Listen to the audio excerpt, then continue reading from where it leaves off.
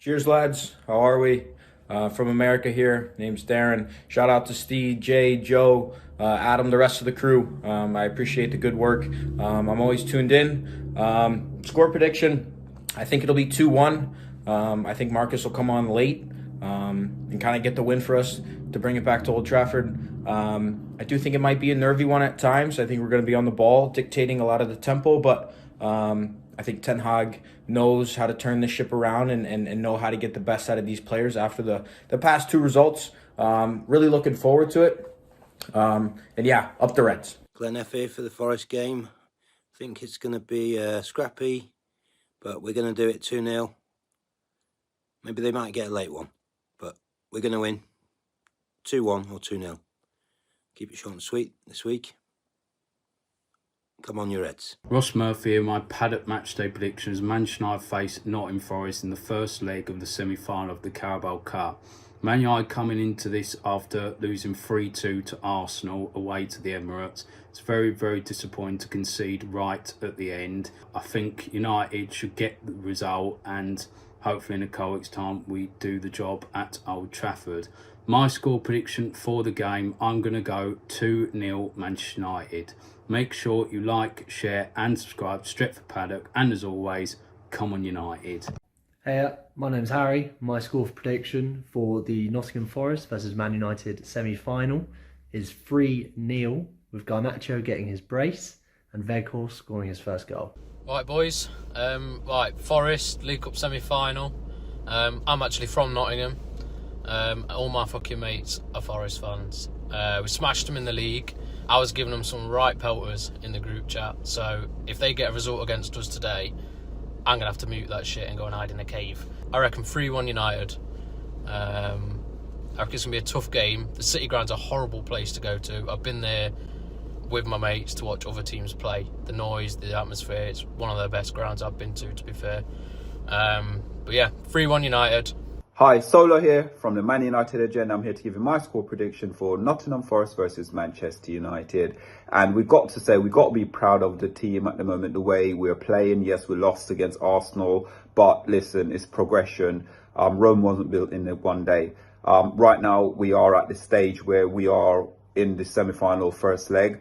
I'm going to predict today, hopefully, fingers crossed, we get a 2-0 win to see us off and then take it back to Old Trafford and see where we'll go from there. So my prediction is 2-0 Manchester United. So guys, make sure you're hitting that like, share and subscribe button for the Paddock. Thank you. Manchester United will be taking on Nottingham Forest in the Cup semis.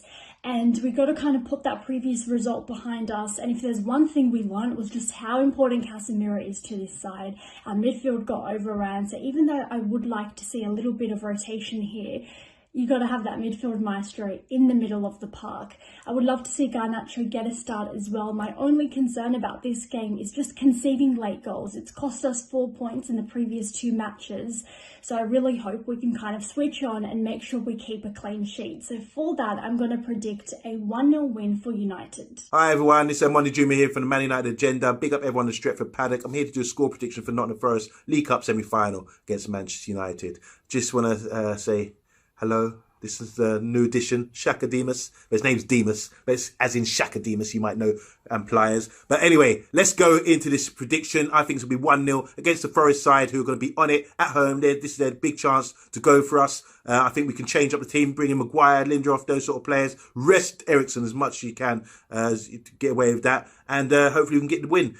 Forest done really well this year, but I think they're going to really try and put it on us. Their main focus is staying in the league. Hopefully we can bust them up and get to the final. So come on United, let's go. Hello Stretford Paddock, this is my Nottingham Forest preview.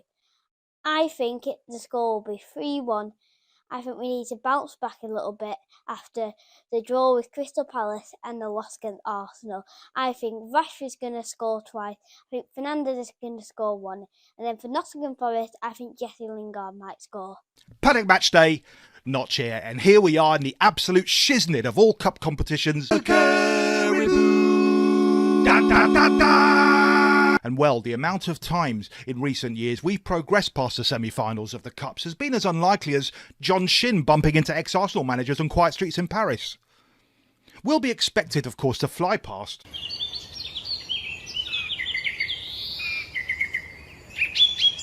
but they've finally got to grips with the idea of changing systems and being organised of late, and we can't take this lightly. Not like we get drawn against Burton Albion in semi-finals. I would save the chopping and changing for the second leg and make the most of tonight.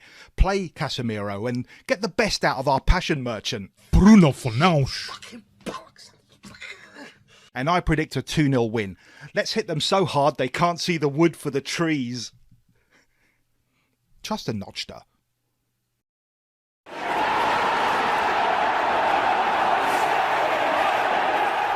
Hello and welcome to Stretford Paddock. This is the watch-along for Manchester United versus Nottingham Forest, or should I say Nottingham Forest versus Manchester United. The Carabao Cup semi-final first leg. We're into semi-finals already. It's only January. How's semi-finals happening? I'm joined by Jay Motty. How are you? I'm very good. Oh, yeah. Do you know what? Right, the last time Nottingham Forest were in a League Cup final. Well, it's not final. Yeah, all right then. But the last time they were in a League Cup final. Just a different thing. We beat them, didn't we? Yeah. And who scored the winner? Marcus Rashford. Wow, that's fate. Was it Brian McClare? It was Brian McClare. Well done, Callum. Our mate, Brian McClare. Brian Clough. Yeah, and I was chatting to him about that today because he came and brought us all chocolates, ironically, didn't he? Did you? Yeah. What chocolates? Picnics and crunchies that everyone's eating. Oh, we've got picnics? Yeah. Oh, I like a picnic. Yeah, they're in there. And Callum Stone's here as well, are you, Callum? How are you doing, mate? Nice Very to be well. back. Yeah, it's good to have you back. Not seen you for a little while. Yeah. Yeah. Me and you were just talking, weren't we, before about how I got your ticket the other week and you slept through my calls and texts, didn't you? Missed the option. It was a going. What game was that? I think it was Newcastle because I ended up having to go to Mulligan's. Wanted to watch it, then realised it wasn't on Sky Sports, so I had a nightmare that day. We've had a few games that haven't been on telly recently, haven't we? You know, Yeah. like 2 of the last 5 haven't been on TV, which is very un-United-like. It is a shows how far we've disgrace, fallen, doesn't it? What you've got to subscribe to watch telly legally.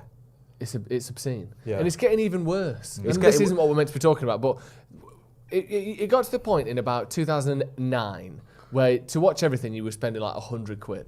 So then Netflix came along and was like, you can watch loads of films on here for like £6 a month, and everyone did it. Yeah. And then Disney came up, and Now TV came up, and Paramount Plus came up, and Hulu, and HBO, and now if you want everything, it is literally about £300 a month. You're right. It's absolutely obscene. That was meant to get rid of all the Sky stuff. Now it's that plus way more. What I love is BT Sport have put their price up a £5, but they've got 1 game a week. Yeah. It's the worst. What It's am I just paying so for? annoying, isn't it? Like slalom or like badminton on a weekend Or and college 1 game. basketball in College America. basketball. When I changed to Sky Glass and he's like, oh, we're going to throw in Paramount Plus and all Is this. that one where you got the telly and your sunglasses like that? Sat on the bus? I don't sit on the bus with my mouth open like that. Why? In case someone fills it. Like. Yeah. You never know what happens in Eccles, to be fair. I got called Trevor Sinclair this morning, Eccles. I did see you too. Yeah. Off the guy that's always drinking cider at 8:30 in the morning. Was that, Trevor Sinclair, have you got a couple of quid? I got called Russell Brand in a Tesco once. Did you? Well, I think it was me, because I was the only one who was remotely tall and like long hair. Yeah. And it was just some proper mank bloke who went, Russell Brand. And I turned around, he wasn't even looking at me, he just went, you know who you are. I was like, what? I don't know. What do you mean you know who you are? I'm not Russell Brand. I just get called Carl Pilkington every day in my Do life. ya? Yeah. Right, I don't know if it's the moaning or the bald head. Well, you have got a personality like Carl Pilkington. I mean that respectfully because he's ace. He's very funny. Well, Yeah, it's great. Yeah. Here, speaking of Ace, here's my United team. I haven't even Nice. seen this yet, but it is exactly the one I predicted on the preview. Oh, look at me getting things right. It's not. I thought Fred would start. Anyway, we've got David De Gea, Wan-Bissaka, Lindelof, Martinez, Malacia, a midfield trio de excellence of Casemiro, Eriksen, Fernandes, and a front trio of Rashford, Anthony, and the big workhorse, aka Weghorst up front. Do you know what? I'm so glad I predicted Harry Maguire would start, considering he's not even on the bench. You did really well with that one. Hey, yet again. Is he injured or is he just not there at all then? Well, I don't know, because there's no Luke Shaw, no Maguire, no Martial either. I get the Luke Shaw thing because he's played a lot. Maguire not being in the squad's a bit strange. Yeah, very strange. Unless he's For anyone injured. wondering at home, the TV is literally 3 yards away from me and I can't see. Maguire is Are suspended. you more blind than I am? Maguire is suspended. No further questions. So I predicted he'd start and he was suspended. Foolish. I didn't even realise that. I didn't know he was suspended. Idiot. Yeah, honestly. The court rules. Dickhead. Yeah. No, I mean, that's a bit harsh. Yeah, sorry, I don't know. It is fair. Just to read a few of the comments. Maguire suspended. Maguire is suspended. Suspension of yellow card. Maguire is dead at football. Maguire is suspended. Laughing my ass off, Jay. So it really is. James Lee just said suspended.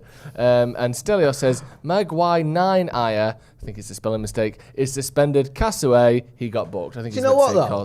I don't care if he's suspended. What sort of was Captain Iron not playing? Do you think that Brian Robson would have let a suspension Exactly. stop him from playing in 1993 when he was winning Manchester United the league? The treble. Despite the fact that he was never suspended that season.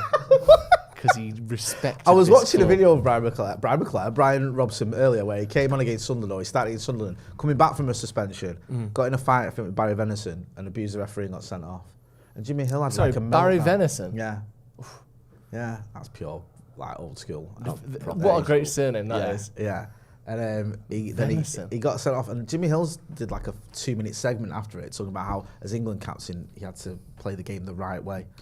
I think, imagine that now. Yeah, I mean, showing your age there, Jay, I'm not going to lie. It was. I watched the clip today. It's not like, I didn't watch it when it happened. You watched it live today. You watched it live when it was on. In my trench. Yeah. During the war. Danny Foster, who's been a member for 13 Against months. the Vikings. Thank you. Who are you? Just the Anglo-Saxon. Isn't that? We're all Anglo-Saxon, aren't we? No, not at all. I want British to be about it. Against the Saxons. Against the Vikings. None of these Normans coming over here. Storming who? Fuck off. Danny Foster, who's been a member for 13 months, says Maguire off to Everton with Ole. Oh. Is there any rumour of Ole going to Everton? Let's start one. I don't think. Yeah, let's start one. I don't think he's in the betting, but he's, according to Romano, apparently he is. But Really? Yeah, apparently there's talks of him. Being Everton in the are running. considering. This is from a couple of days ago for Fabrizio Romano. Everton are considering Ole Gunnar Solskjaer as a possible replacement for Frank Lampard. The Everton board was impressed with Ole's rebuild during his tenure at Man United. Direct contact expected to happen this week. I tell you what, him going to Everton and taking Maguire with him wouldn't be the worst thing they could do. Maybe Simon Jordan would finally give Solskjaer some praise instead of kissing Lampard's ass for the first time. I doubt it. I don't think they will do that, and I'm not sure that would be. I think his record at Cardiff might put him off. Yeah, because it's a similar scenario, isn't it? A team struggling, but it's a team that's struggling with money. Yeah, they've only got 5 days to buy. But they've got 5 days. They're going to lose Anthony Gordon, and is it Onana? They only signed him 4 or 5 months ago, didn't they? And they missed out on Danjuma, didn't they? He went to Spurs on the 11th hour, which is, I think, is a big loss for them, because I think he'd have done bits there. He'd have been great. Him and Gray on the wings there for Everton would have been really good for I know that he's inconsistent, but he absolutely destroyed Diogo Dalot at Old Trafford. Horrible. Horrible. It was to the point where I thought Dalot might not be able to play for United again. I agree. Like, it was that bad, and obviously he's gone up and become a much improved player, Dalot, but he's got the potential to be. Certainly to have top games. They haven't got anyone like Carl's saying. You've got Damari Gray, Anthony Gordon. Is okay, but flashing the pan. Yeah, nice. Thanks. Calvert-Lewin just seems to have fallen off a cliff form-wise, doesn't he? And who else have they got? Don't know. Should we talk about Forest? Yeah, why not? Because we're in a League Cup semi-final, which we'll get to all that means in just a moment. I'm going to go through their starting 11 first of all. Yeah. Hennessy. Shit. Worrell. Never heard of him. Worrell Thompson, more like. Yeah. You big wine-stealing smudge. Yeah, nice. Do you remember that when Anthony Worrell Thompson got nicked for stealing stuff from odd bins? I respect that. I've done that before. Having an absolute meltdown. Nicking bottles of wine from office and that when you're on the piss. Yeah, that's right. Well, it was an everyday occurrence in golf, though. Yeah. That's what I'm saying. Do you know what I mean? We've all done it. We've all nicked a bottle of wine in our time. Who else got done for that? When Richard Maley got done for nicking a bottle of wine as well. It makes me respect him even more. And do you remember Glenn Johnson got done for nicking a toilet seat? That one is do you remember David De Gea got done for nicking a donut? Yeah. Yeah, and it's a donut. Was it from Tesco or Asda? Yeah, because you know what happened, right? My ex, we were still on speaking terms at the time, messaged me and she said, my mate What terms are you on now? I've not spoken to her in about 15 years. You texted her? No, about 10 years. What? Don't even start that as a joke, because if my missus is watching, I'm she will go to through my phone at home and smash my head in with it, even though I haven't messaged what level my of ex. contact you have, because you specifically seem to say speaking then. You kicked me under the table when you said it. You're such a shit star. Look at you messaging birds here now. That's not a bird, that's Forest Captain. Anyway, she messaged me and said, my mate works... Let's agree to both stop this. Yeah, let's stop this now, because we'll start getting messages in a minute. Said, my mate works as a security guard in Tesco, and he just grips up a United player for nicking a donut. And I went, who? And she went, David Summit. And I went, what? And David De Gea. She went, yeah, that's it. I went, fuck off. He's not going to be nicking donuts. He earns about 80k a year. Or a week, sorry. Anyway, next morning, in front of the Sun, David the Donut. David the Donut. That's what she That's said, such man. a Sun headline. She Blackberry messaged me. Messaged. Do you know what? I love how you try to be cool then. Is it BBM'd? BBM, sorry. The word messaged. That's how long ago it was. Messaged me. Yeah. I think we can come up with a better pun than that. Go on. Well, you've really put me on the spot there, haven't Well, you? you chose You were the one that said it, to be Alright fair. then. Go on then. Crispy keeper. Crispy keeper. Crispy keeper. Like Krispy Kreme. No, I get it. Crispy. Go on, Cal. Crispy keep. Crispy keeps. Yeah, that's good. That's good because that's a triple entendre. So it's Krispy Kreme and also Crispy keep like keeps like he's a keeper, but also it's Krispy Kreme keep like he's kept it when he shouldn't have done. Are you all Thank right? you. No, not No, really. you No. ask us every time Number you're 10, on. Gibbs White. Number Oh, yeah. 16, Surridge. Surridge. Like Daniel Sturridge without the T. Johnson, Frula. 24, Aurier. 26, McKenna. Kieran McKenna? No. Former United coach. That's mental. No, 28, Danilo. Is that the... No, that's not No, it's Juventus, not, Danilo, is is it? 31, Scarpa. He plays for Juventus. Yeah, it's about time he fucked off. And 32, Lodi. And that is the one that played for Atletico Madrid against Manchester United last season. Nice. So that's their team as it stands on the day. And this is that day. Semi-final, first chance at silverware. Is this when's the last time we got to a semi-final? Was it Solskjaer? Rank didn't get to it. Are you okay there? That's something in me too. Sorry. When's the last time we got to a semi-final, Jay? Do you know? Yeah, it was under Ole Gunnar Solskjaer in his final season. Second Final full season. Well, his final full season, yeah. To be clear, that's all. Well, okay, yeah, we didn't get to semi-final by December when he was sacked. And that's my fault, is it? That's what, sorry, am I meant to know that? or should you be more clear? I'm sorry for not insulting the viewer's intelligence, knowing full well they understand that it must have been his final How full much season. does this mean to you then? It means a lot. I like the League Cup. Do you? Some of my favourite memories are from the League Cup. Well, the Rumbelows Cup, as it was called then, was my first memory of going to Old Trafford properly.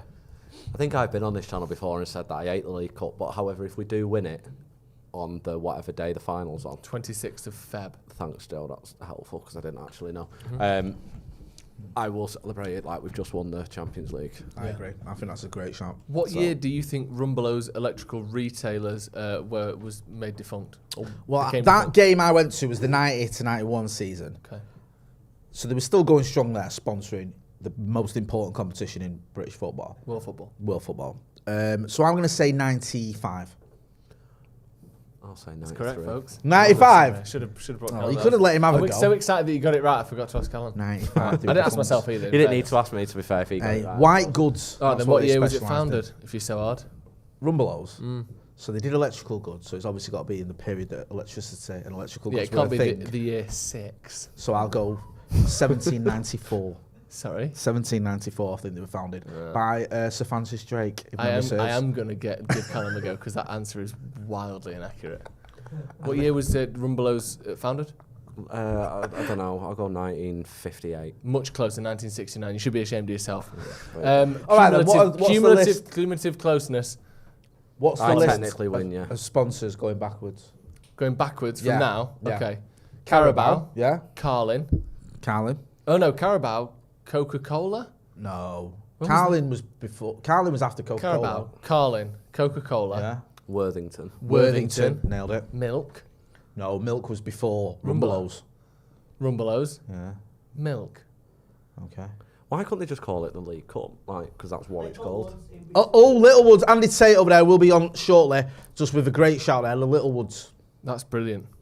Yeah. How can it have been... I still don't understand how it was sponsored by Milk. Well, you used to get milk delivered, didn't you? No, You I still know do, what- don't I you? don't know, how can it be No, sponsored by the thing's milk? Yeah. Yeah. And do It you was a think, business. Do you think that the thing I had issue with was knowing what milk was? No, I thought you didn't understand that milk was a business. That's like I know it's I know that milk is a business. Right, so what are you struggling with then? If it's a business and it's sponsoring something, why is that So beyond milk, your so small milk, mind But how to can you have a business comprehend? called milk? That's like having a business called leather or string. Well, there is a business called Leather or String, as you well know. Kissing. You can't just have a company that's called Milk. Right. I'm bringing out a new product. What's it called? Bread. And we've actually copyrighted that. No, we can't because that's a full My first range job of was things. working for the milkman. So is Milk... Milk isn't the brand. Yeah. Do you remember the advert? You remember the advert, don't you, Andy? When I grew up, and we were good enough to play for Accrington Stanley. Who were they? Yeah. Yeah. Milk. Right. Someone needs to get in touch in the comments. Milk wasn't a brand name. You got milk delivered, didn't it? But you still get milk delivered in it. Yeah. So you get it delivered by a milkman or a company. It was the 80s. I mean, there is a brand called Tarmac now, so... See? There's a brand called Wood. No, there isn't.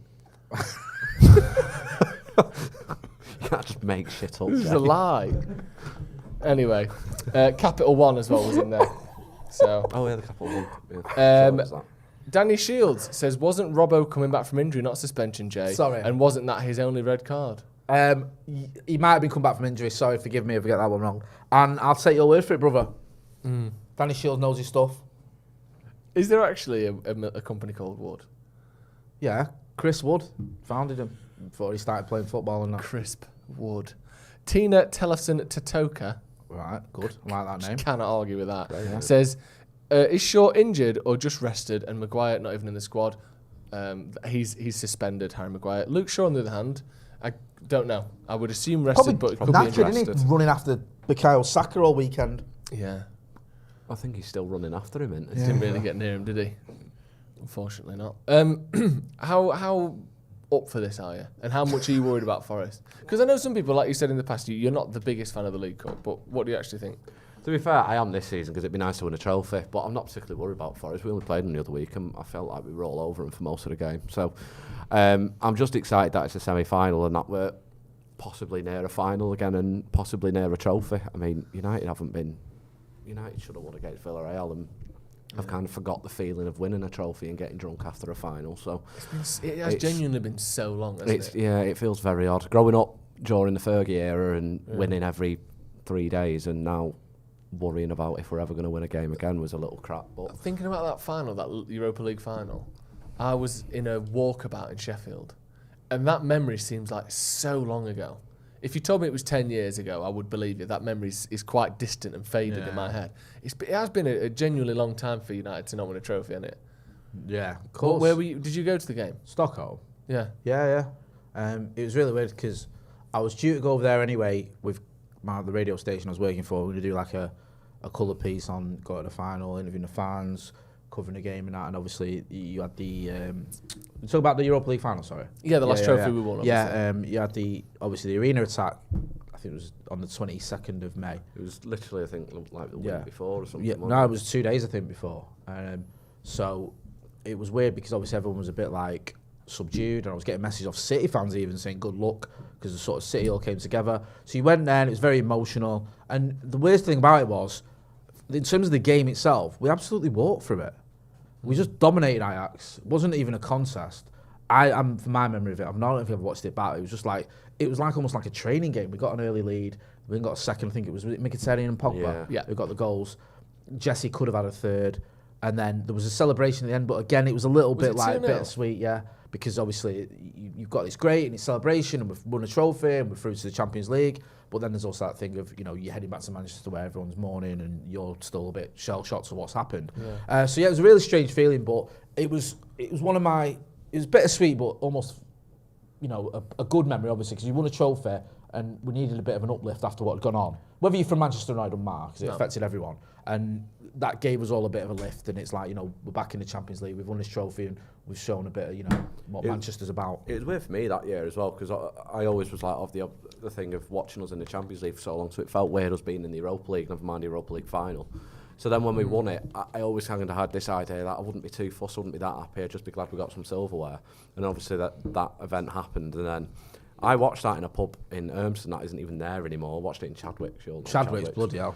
I watched it in there, and it was one of the best nights I've ever had watching Man United. And I never thought I'd ever say that about a Europa League game, but it was a bit of an emotional night, and I think like watching it with my mates after what had happened, and then we went out into Manchester after it. It was just such a an emotional but really fun night watching us lift that trophy. I just can't believe that was the last time we did it. If you'd have told me then that we wouldn't have won one for 6 years after it, I'd have probably slapped you for thinking pulling me off. I remember 2017 money, so it would be 6 years. Because I remember leaving the final with Villarreal that we lost, wasn't it? And then 2017. I remember leaving Stockholm or leaving the stadium thinking, right, we've won it.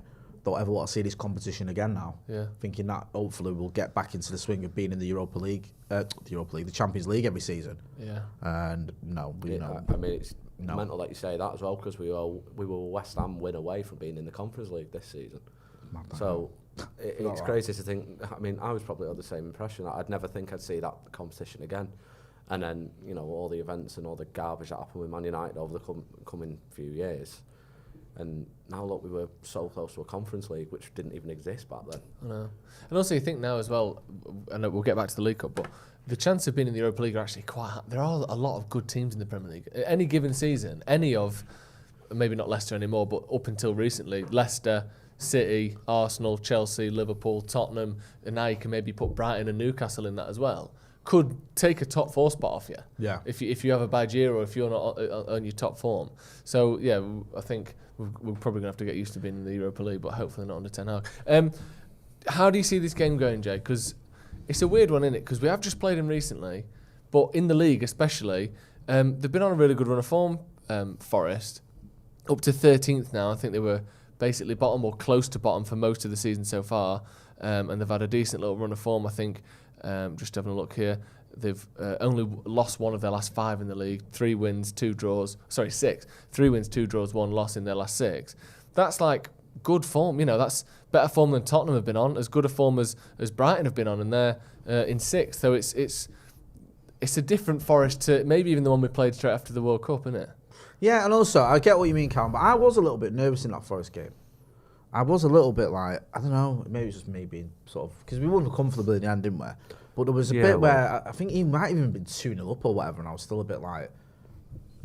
I think that was more Man United though than Forest making you feel like that. Because it was like, I felt like if they got a goal, they could have got a draw or whatever.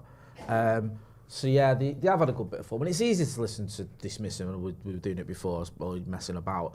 But Steve Cooper has got and playing good football. They've had an absolute whirlwind in the last 2 seasons where they were about to get relegated, or it looked like they were going to go out of the Championship, and then to get promoted the way they did as well. They've spent loads of money on loads of players. 27 players or something stupid, or 21 players, sorry. Yeah. In the summer, which is insane. But you know, they are on a run now where you'd fancy them to stay up.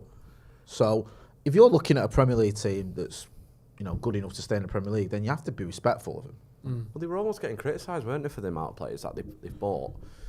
But they had that many players on loan and that many players who sort of left and went on frees and stuff to then come up to the Premier League. They had to buy that many players just to get a squad together for the Premier League. So I can understand them taking so long to sort of gel together, and it's fair play to Forest for kind of backing the manager, because usually with something like that, you just have a lot of teams sack them. So the fact that they've managed to pick up that run of form, I would back them to probably stay in the league now. I think there's definitely worse teams in the league who will probably go down now than them. Well, I agree. just on that, I respect it. Because there's 2 ways of going at it when you get promoted to the Premier League. You either do the Norwich way, which is you come up, you buy a couple of players, you get relegated. And sort of rinse and repeat. West Brom tried to do it for years, like where you don't really mind getting relegated because you get the parachute payments, you get the big payout when you get promoted, and really to consolidate and to become a Premier League team, the way sort of Brighton have done in recent years, the way before that Bolton did for a time, and Wigan and teams that stay up for 5 years plus, you have to probably spend a lot of money or get really lucky.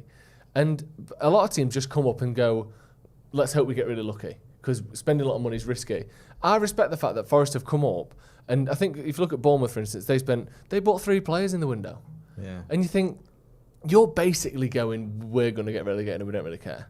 Because that's probably not going to get enough, unless you are lucky to keep in the Premier League. Forest have come up and just bought everyone. Yeah. And part of me does think, you know what, that's decent. I like that. I think 2023, they've spent 181 million euros.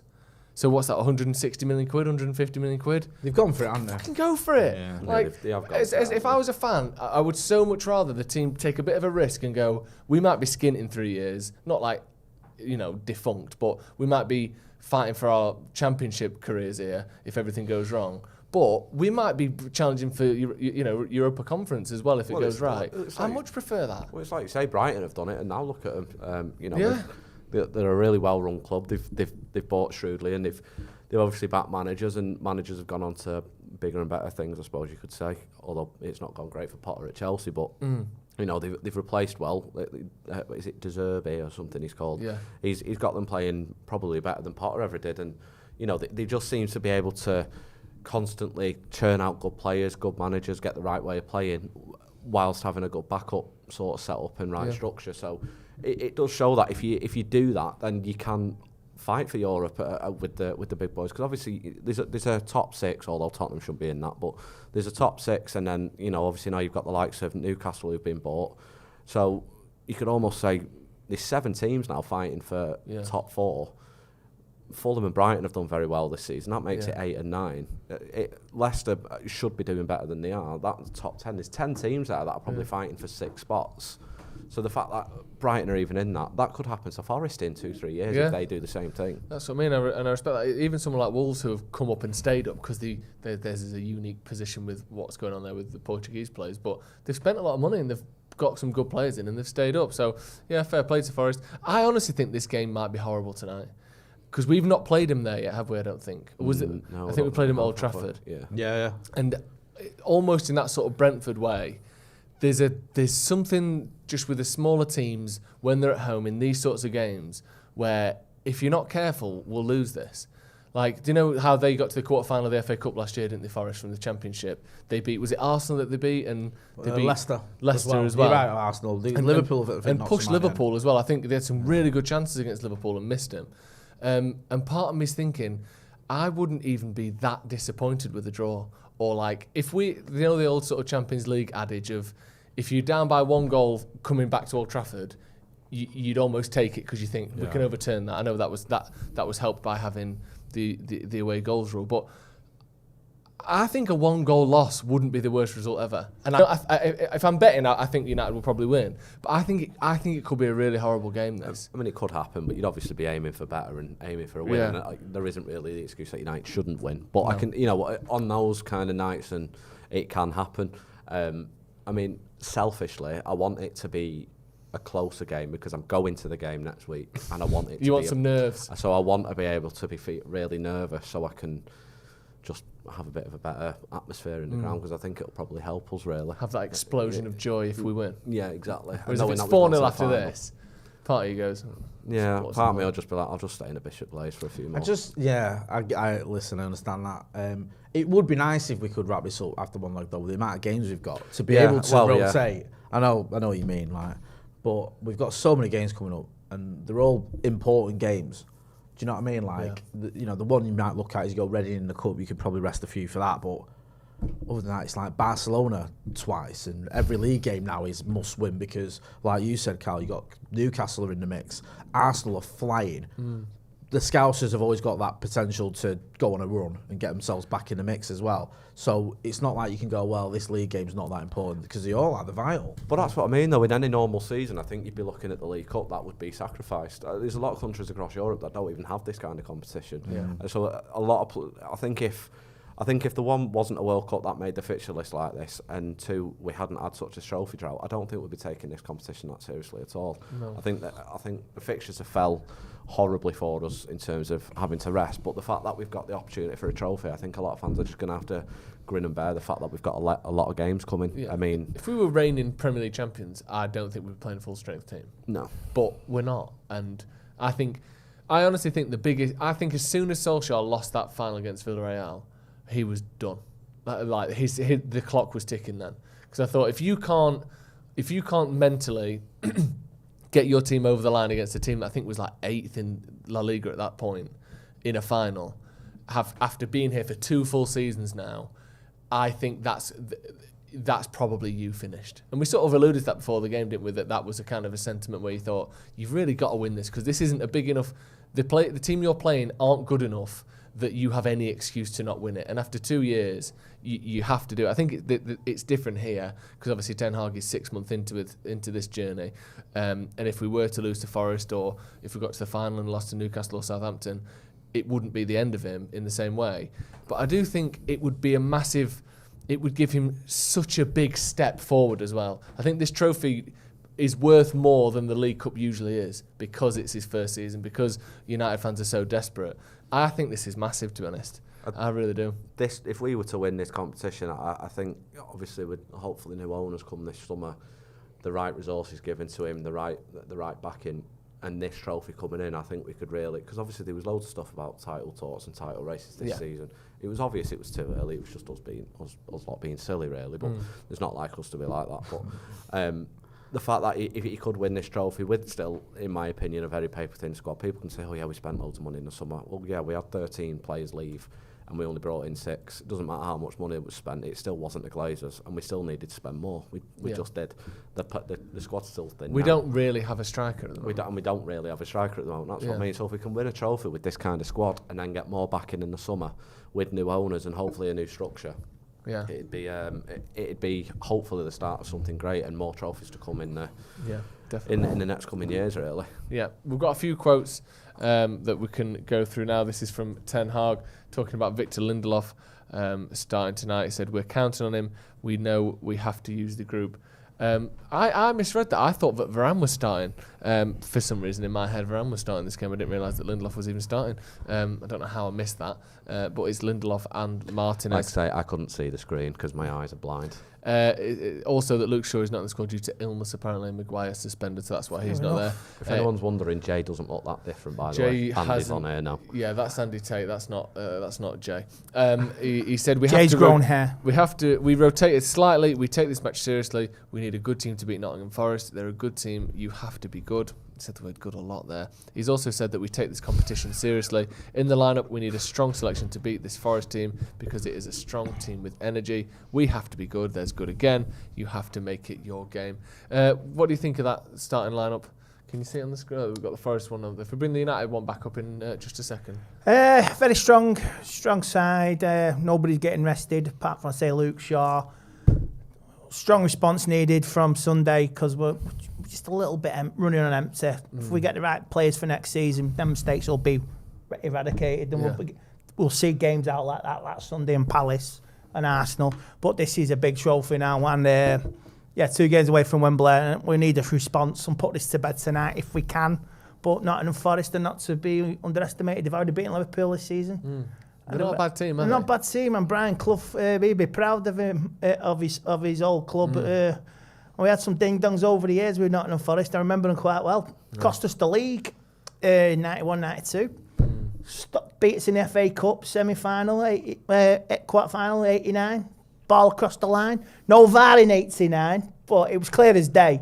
But the twatting referee never give it. What you expect when you're 14 years old, you get angry. You remember these things as well? Yeah. And the 1992 League Cup final, Brian McClare winning it. And I remember, was it 98-99? Treble season, we beat Nottingham Forest 2-1 as well. Steve Stone scored a fucking 25-yarder. Are you excited for this game? Yeah, I am. I want to win this trophy.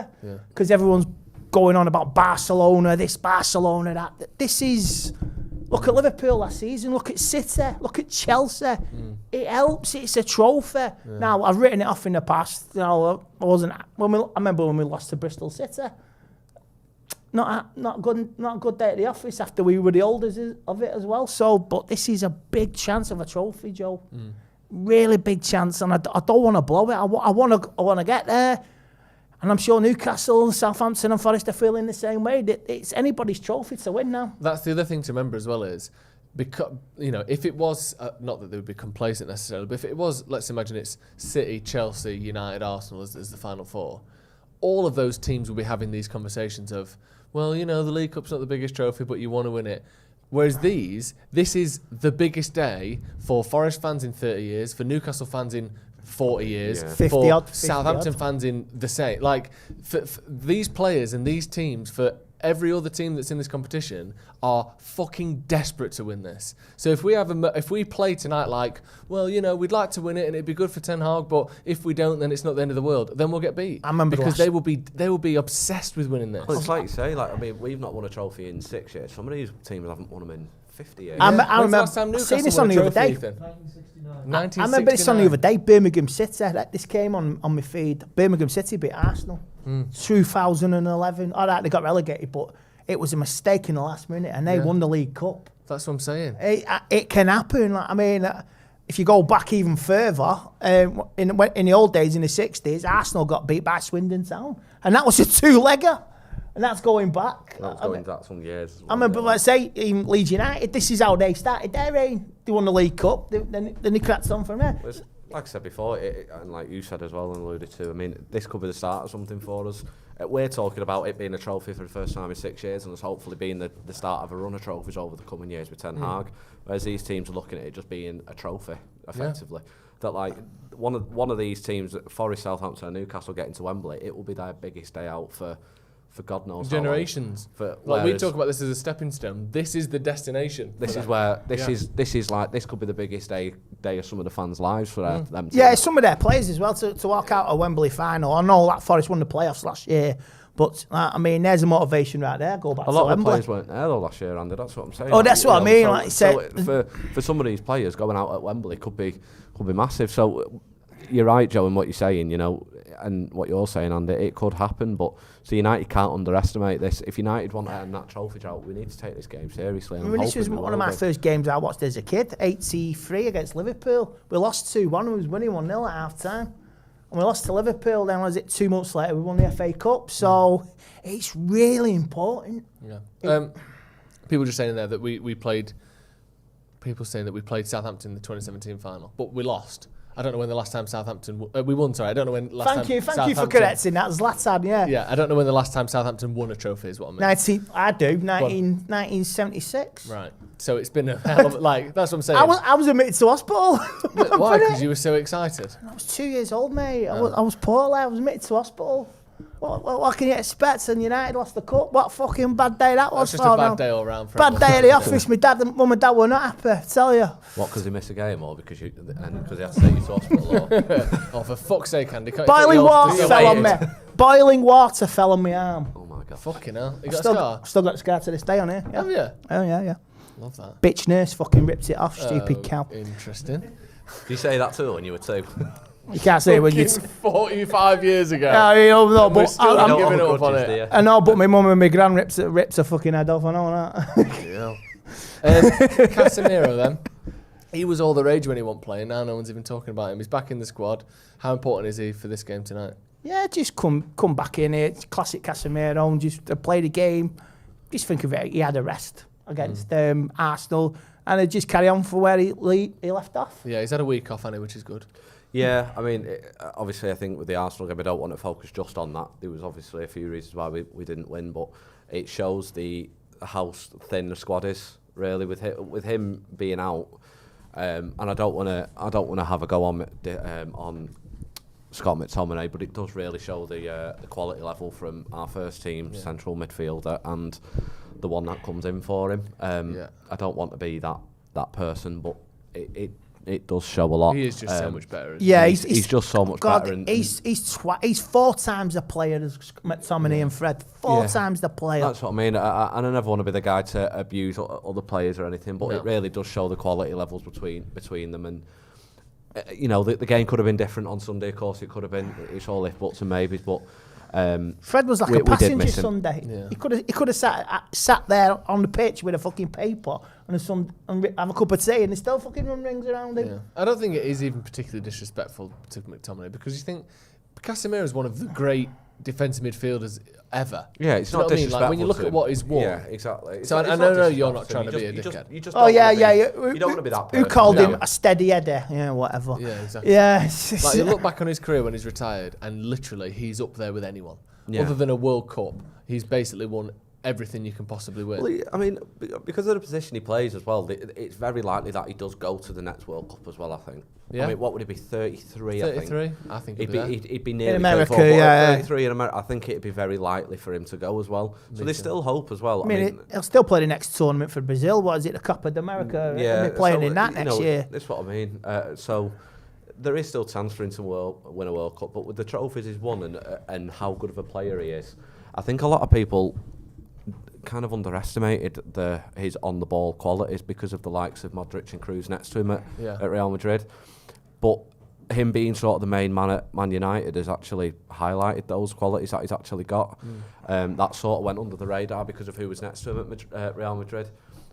So to be called the things that he was by people, by like Graham Souness, that is disrespectful. Yeah. That's just for a player to have the trophies and the medals that he's won, to then be called that. I think, like that. Jay made a point on his podcast with Motty, Jay and Motty podcast. Punditry's on its ass. Half these pundits now, they just say it for clicks, just to get a reaction. Well, I say I don't even bother listening to radio stations and. Well, they do on particular stations, don't they? And particular ones who It's just a seem to joke. have vendettas But- against Man United from playing careers, I imagine. But We've got big games coming up. Let's say FA Cup as well. Another big guns going out Friday night. Yeah. It could open the FA Cup for Forest United. playing, City playing Arsenal. Yeah, tonight, it could in case open you the know. FA Cup because then all you've got is left in it is maybe Arsenal or City, Liverpool, Tottenham. You know what I mean? It could be anybody's FA Cup after this weekend. We've got 3,500 people watching, but only 300 likes. Let's see if we can get to 1,000 likes. So if you're watching, please click the like button. Go on, click it. Click And it, for God's get sake. to What's it 1,000 going to likes. cost you? It's that simple. Ten Hag, talking about United's semi-final curse, as it's known, he said, I didn't know. Laughs. Actually, I do like him. I didn't know. It's the past. I always look to the future. I got a semi-final curse when we made a Europa League final. What bullshit's that? So I love that point, Andy. that bullshit. A semi-final curse. Take piss posh from fucking press. Fuck off. That's a good point, actually. The last time we got to a semi-final, we got to a final as well. Yeah. So there's no semi-final curse. it's just trying to curse things, isn't it? Yeah. Just garbage. I mean, I'm really excited tonight, and Yeah, I don't think there's any. I mean, Ten Hag really does just say all the right things in his press conferences, doesn't he? I think he just might be really good. Yeah, Do you know what I mean? I think he's actually good at it. I mean, do you know what? There has been other YouTube channels from other teams who have actually said United have actually got a very good manager. They're a bit now. worried, aren't they? Oh, I know. And I know what you mean, and respect to him for saying it. Yeah, I messaged him Sunday night. Fair enough. Respect to him. I think they genuinely. I mean, And he got back to me. I'll always be a loyalist to Solskjaer, but you know, there's an obviousness to other teams. I think they are a little bit worried about United at the moment. The fact that there's new owners and the manager we have, I think people are a little bit like, oh, are they coming back now? Yeah, I think under Solskjaer, I was a big fan, and I thought he did a lot of good things. But you always thought that we kind of need to see a jump, or maybe different coaches or something underneath him to be able to really challenge for the top trophies.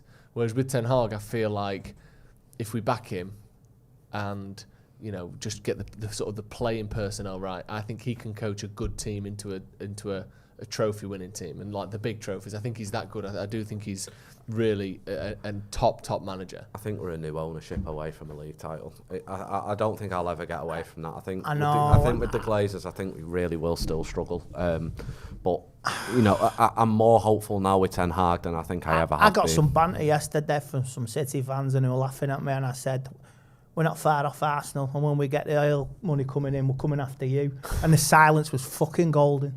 Fucking golden. Danny Shields with the super chat says, the noise at the games has been immense this season. How much better could it get with the removal of the executive seats in the Stretford end? So if you haven't seen that, it was always a bit weird. I didn't really even know what it was. There's like directly behind the goal in the Stretford end, the lower there's like just one section. You think it's the middle. It used to be the Umbro section or the Nike And logo. it's got like railings up the side of it, so you can't get in or out except for one entrance up. And it was an executive section with like slightly nicer seats. Well, hopefully they can give me that a season ticket next season. Fuck's sake. But they've got rid of it now, and it's just going to be good seating. Yeah, so my friend sat there a few times, and he's always told me, oh yeah, I'm sat in the Stretford end, but he'll tell me where, and I'm like, well, I can't ever consider that Stretford end. To me, growing up, the Stretford end was always the loudest. Do you class the Stretford end up a tier? Yeah, 36 bloody row. Yeah, but it was just like, and then you've just got a load of like quite, just very rich, fancy people in all the posh bit there. It was needed to be removed a long time ago. Used to be, they're all it's a padded welcome seats, move. weren't they? Yeah, they're all padded seats in there as well, so they'll probably go back to plastic. Yeah, which will save them a bit of money, so I'm sure they'll like that. Mike C, who's been around for 25 months, thank you very much, Mike, says, would you rather us win by a lot to show the last week was just a blip, or a simple 1 and 2-0 and just get on with the next game? I mean, I'll take a big win, please. I think, to be fair, because we've got Reading, like Jay alluded to before, we can probably afford to rest players for the Reading game. Not that we shouldn't underestimate that either, but we could probably afford to rest players there. So if it was just a 1-0 tonight, like you were saying, you think we could even lose or draw tonight. Yeah. If that's the case, and I think because of the following game at Reading, at Old Trafford against Reading, we probably can afford that, because it means we can play full strength again next week, next midweek. So I think tonight, as long as we get through, we did it a couple of years ago. I remember we lost to Derby County at Pride Park, and the full force come out for the second leg, and we got through. I think it was the 2009 season, and we won it as well. So and it's not the end of the world if we lose tonight. Obviously, the socials be absolutely fucking meltdown, but it's if you can lose one game, you got to return in the second leg. Yeah, you got it's a chance. two-legged tie. You got to remember that, regardless of what happens tonight, even if we win comfortably, it's still not over. Of course, like, it's mad not. Things happen. I mean, unless you win 4-5-0, then if it's you know what I mean. 6-0, I think we'll be all right. But if we win 2-0 tonight, that's not tied on, is it? No, God, God, the same no. way, if we lose 2-0, it's not. God, no. Ten Hag, talking about that, has been saying we have a strong team tonight. We have to win this game. We have to do everything to win this game. Our players have experience to play in big games. On that, I think that's been the biggest difference this season. Obviously, maybe, or certainly as big a difference as anyone. I think the fact that you just got the quality of people like Casemiro, the quality of management of Ten Hag. But I think the fact that Ten Hag has won a lot of trophies, Casemiro won loads of trophies, Varane won loads of trophies. I think having players in the team that are actually used to winning is a big thing. Because you look last season, I know there was Ronaldo, but he wasn't physically capable of dragging us over the line. It's a team that, and over the last few years, that's had very few winners in it. If they haven't won stuff at Old Trafford, they haven't won stuff, most of them. You look at Maguire and Lindelof and Bruno and... You go back to the opportunities Martial. missed. They've just won stuff at United, and that's not a lot. I mean, the opportunities missed over the last few years. And FA Cup semi-final against Chelsea during COVID. Against Leicester, 1-0 at half-time. And Fred's fucking clanger. You know what I mean? And Leicester went on to win it. I mean, it's chances like that. You're gonna regret. Well, the only out of the 16 finals that Varane has participated in, he's won 14 of them. So actually, I guess that will now be... That include all finals in Spain. Actually, that'll now be 17 finals. And with the World Cup. With the World Cup, yeah. So he's lost 3 finals out of 17. Bad that's not just... Obviously, he's playing for a great team, but partly is the best teams and the best managers and the best players don't lose finals. Like, you look at someone like Drogba, I think he scored in 9 out of the 10 finals he played in. I think Jose Mourinho's lost 2 finals. Pep Guardiola's lost 1 final or 2 finals. Like, it's not a coincidence. These players just have that final difference, that mentality difference to win every single time. Having that in the squad is massive. Well, having those players all get the rest of those who aren't experienced at winning trophies, like your Maguire's, your Lindelof, even Bruno Fernandes, I don't think has won. I think he's only won 1 trophy in Portugal. Yeah. Portugal Cup, wasn't it? I think it was their version of the FA Cup, I believe. So having your likes of Casemiro's and Varane, and to a smaller extent, I suppose you could say De Gea, because he's won the league with us, and Phil Jones, of course. But you know, having those players will genuinely drag the rest of them over the line, I think. Obviously, Ten Hag's a bit of a winner for coming from Holland as well. He's won quite a bit with Ajax. So having those there, I think, will be a real mentality shift for those that haven't won it, and I don't think they'll accept anything less. The only thing I would say is, in terms of your likes of Varane and Casemiro, they did win a lot of trophies, and I get they were in a good team, but it's amazing how they weren't very good players as soon as they came to Man United. Yeah, they were lucky, weren't they? They were just lucky playing in a good team, but they weren't good players at all until they came to Man United. Like, it's quite frustrating. Man United never seemed to, we won 13 Premier League titles, but Beckham wasn't that good. I mean, hopefully with the winners in our team, what we've got now, it opens the eyes to some of the players who've done nothing. Well, you know what I mean? It opens their eyes and like, Jesus Christ, we've got to do something this season. Yeah, and to be fair, some of these players as well, I mean, in terms of a transition period now for Man United and hopefully buying the right players to then go on and win trophies, ultimately that means a few of these current players won't be there either. Exactly. So for some of these players in this game tonight and next week, getting to this final could honestly be the only final they ever get to. And I think a few of them might know that. I think. Yeah, there's certain Man United players. This could be their only. There's chance. obviously so many rumours about Maguire going in the summer, McTominay going as well, Fred as well. Fred, you know, there's those kind of even people typical, like Wan-Bissaka, Elanga, you're not certain. Yeah, those typical players that tend to get the blame for losses all the time online. This could be their only final they ever play in, or definitely the only one they ever play in with Man United. Yeah. So it could be a huge opportunity for them to have a career with a trophy. At least have one more trophy than Harry Kane. Well, definitely. We've got 5 minutes till kick-off. Andy Tay, before you swap back with Jay, give us your score prediction and get your score predictions in the comments as well. What's the score and who's going to score? Let us know. I'm going 2-0. I'm going Rashford for both. Yes. I'll go. Spoke about Rashford. Oh yeah, we're going to spend a long time on that as well. I'll go 3-0. I think Bruno will get 2, and Jay will get Jay.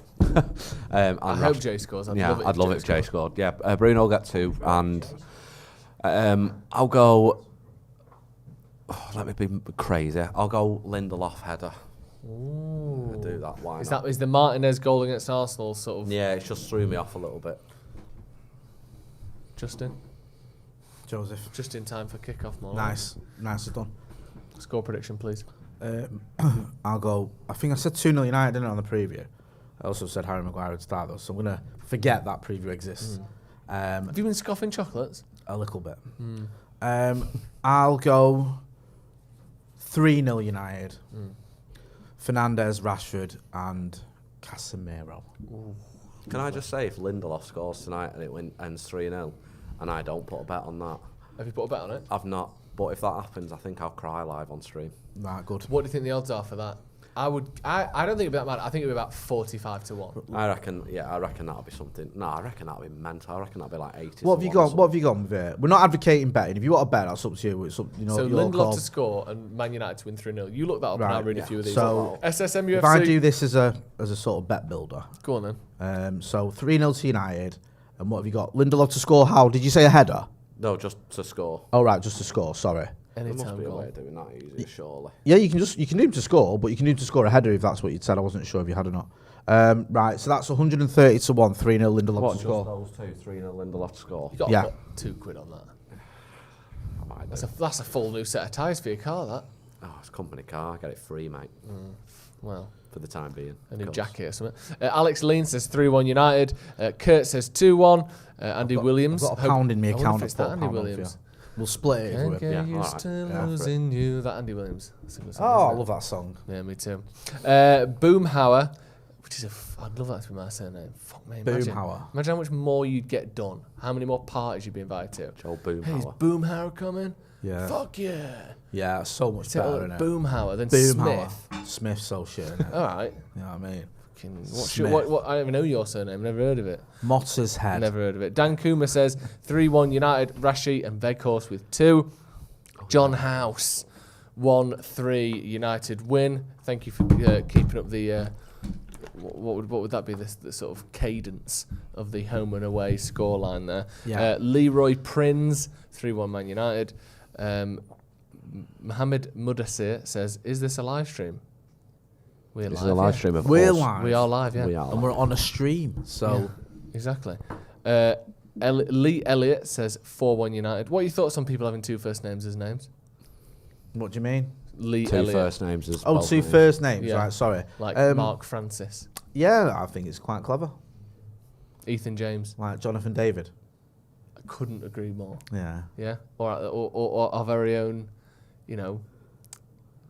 Anthony.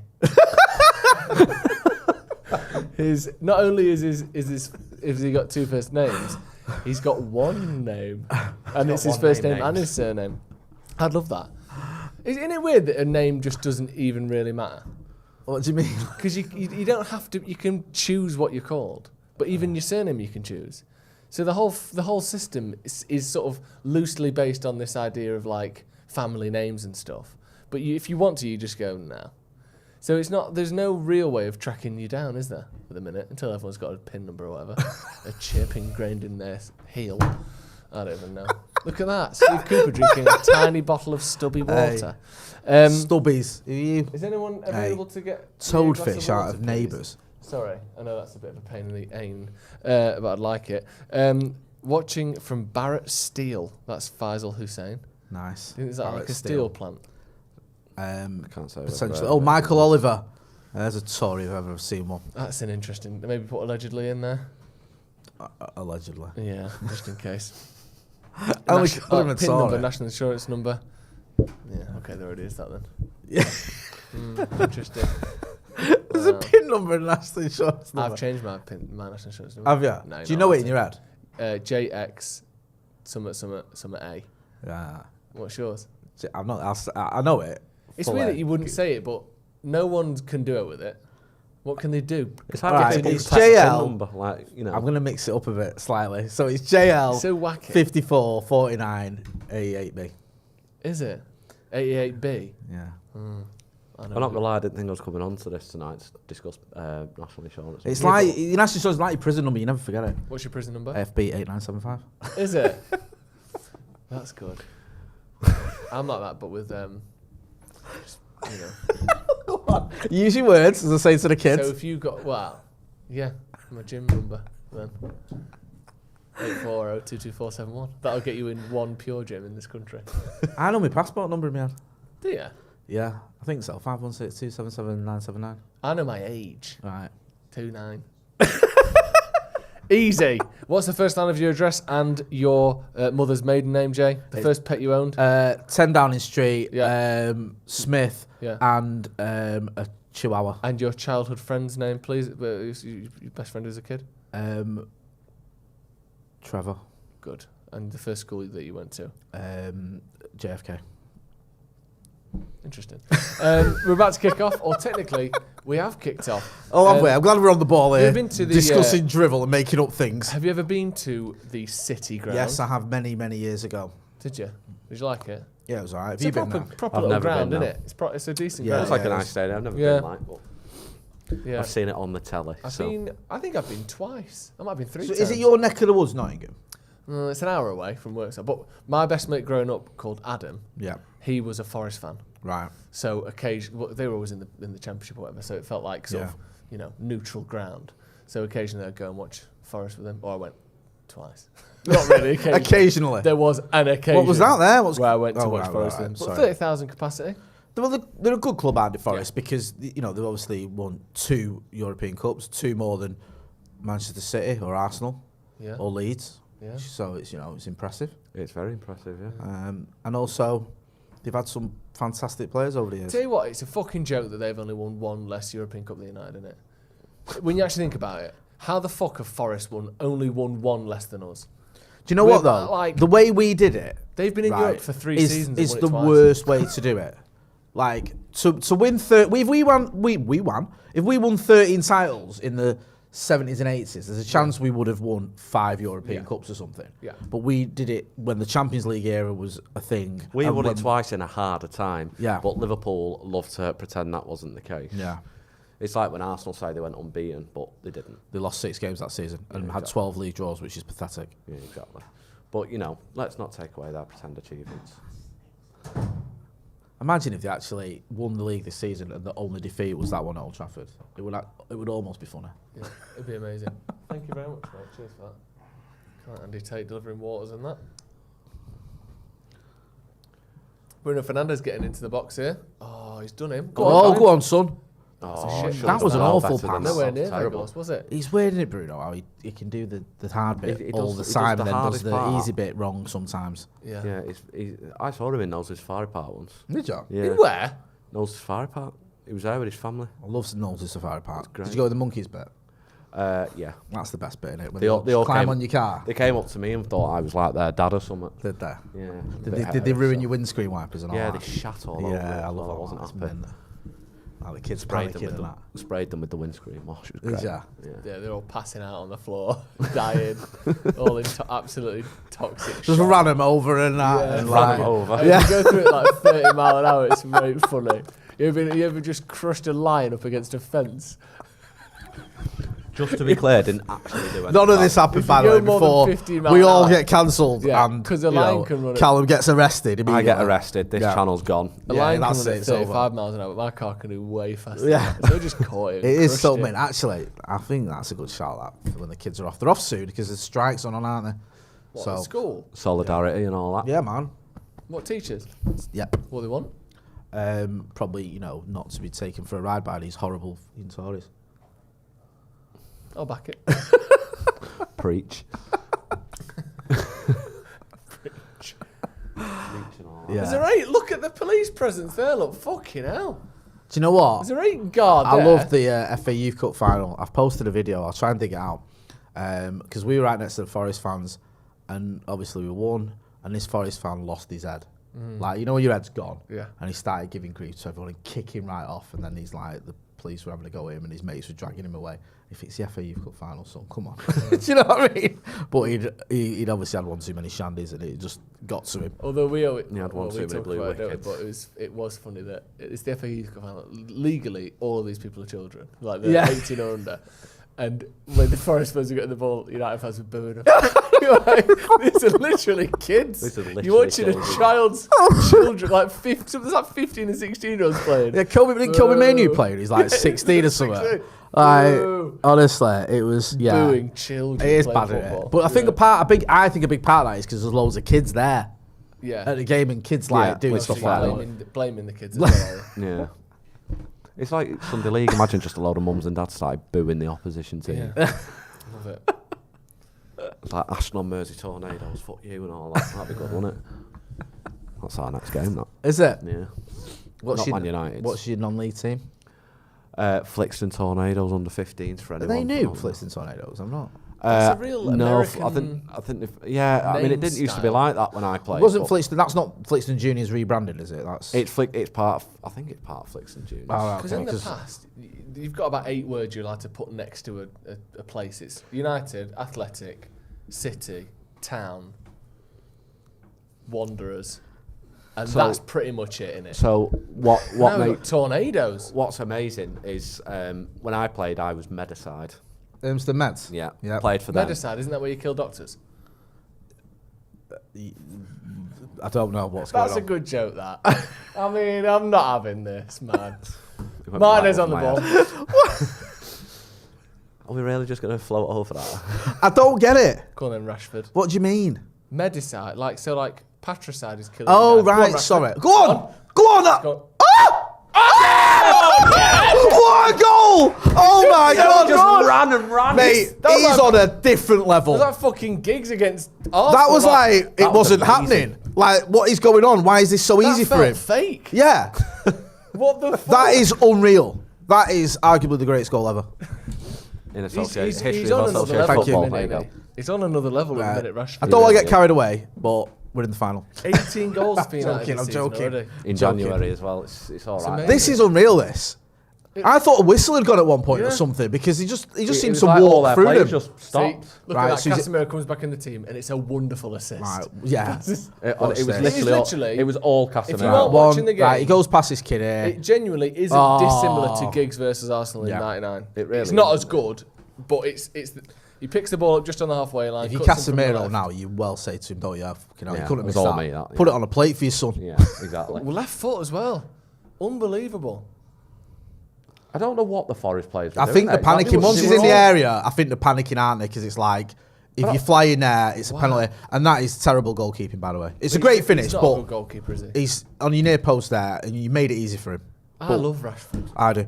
I can't believe I did it. 18 goals this season. It'd have been a lot more fitting if he'd have ran down the right wing and put it down past Reefed Hennessy. it. That would have been good. Yeah, that would have been good. Ah, nice. Destroyed I like when it. you get there. Right, so back to Medicide. Right, so you're saying like patricide or infanticide? Yeah, or right, now I get genocide. it. Now I get it. Or Sorry. the place in Sheffield, Grenocide. Right, nice. Yeah. I didn't understand it first. I'm So sorry. what I get clear is no, we didn't kill doctors Okay. when we played. Yeah, don't call it Medicide then. Yeah, You know. no. So it's Tornadoes, Flixton Juniors. Tornadoes is part of that. Yeah. So I think I really That's hope not a bad name though, because my lad went to Cadizhead, they had different teams, and one of them was called Blues, right? Cadizhead Blues, and one of them was called Blacks. But it's not good, Shatson and Sutton going, come on, Blacks, because it sounds like you're being a bit racist. I played for the Worksop Simpletons. Really? Yeah, quite insulting, really. There's isn't no it? way that's real. Yeah, that it's not cannot it's be not real. Really, no. Langell Juniors, mate. That cannot be real. Yeah, imagine that. But Go on, simpletons. Yeah, there's other that's teams what I in mean. our league though. So I thought it was like, you know, they're saying like Athletic, United, blah blah blah. But there's teams in our league now that are called. There's one's called Bayern and Milan, and I think there's one called Ajax. Really? So I don't know what I can't remember exactly. It's like for an example, like Ashton on Mersey, Milan, and stuff like that. Milan. That don't even make sense, does it? Because Bayern isn't a place. I thought it was quite cool. To be fair, it was like making up a name or on FIFA. Ajax. Yeah. I mean, it's to be fair, if the kids enjoy it, who gives a toss? I think it's pretty cool for the young kids though, because when they go to school, they can go, yeah, play for Bayern. I think that's quite cool for them. Yeah. But yeah, so we've just on a little note, which like it's a joke, and I know Steve's mentioned this before on little documentaries that they've done, but grassroots level, there's literally no facilities in Manchester anyway. I think we've trained once since December. Yeah, it's absolutely appalling. Because everywhere's just full. Just because everywhere's either full, rained on, too slippy, icy, too cold, all that sort of stuff. Absolutely pissed down with rain, so it's waterlogged. It's just awful, and it's every week. Honestly, I think we've trained once in about 11 weeks. We've not played probably since November. What age is this, Cal? Under 15s. So it's full-size pitches, though, isn't it? Yeah. It's 80-minute games. It's 40 minutes each half. So because they're not quite at the 90 minutes yet, I think it's under 18s. I think at that when it changes. But in terms of facilities, there's just nothing to use because there's not enough of them. So the facilities that are there, they're either full or they're just not open on particular days or whatever. It's terrible.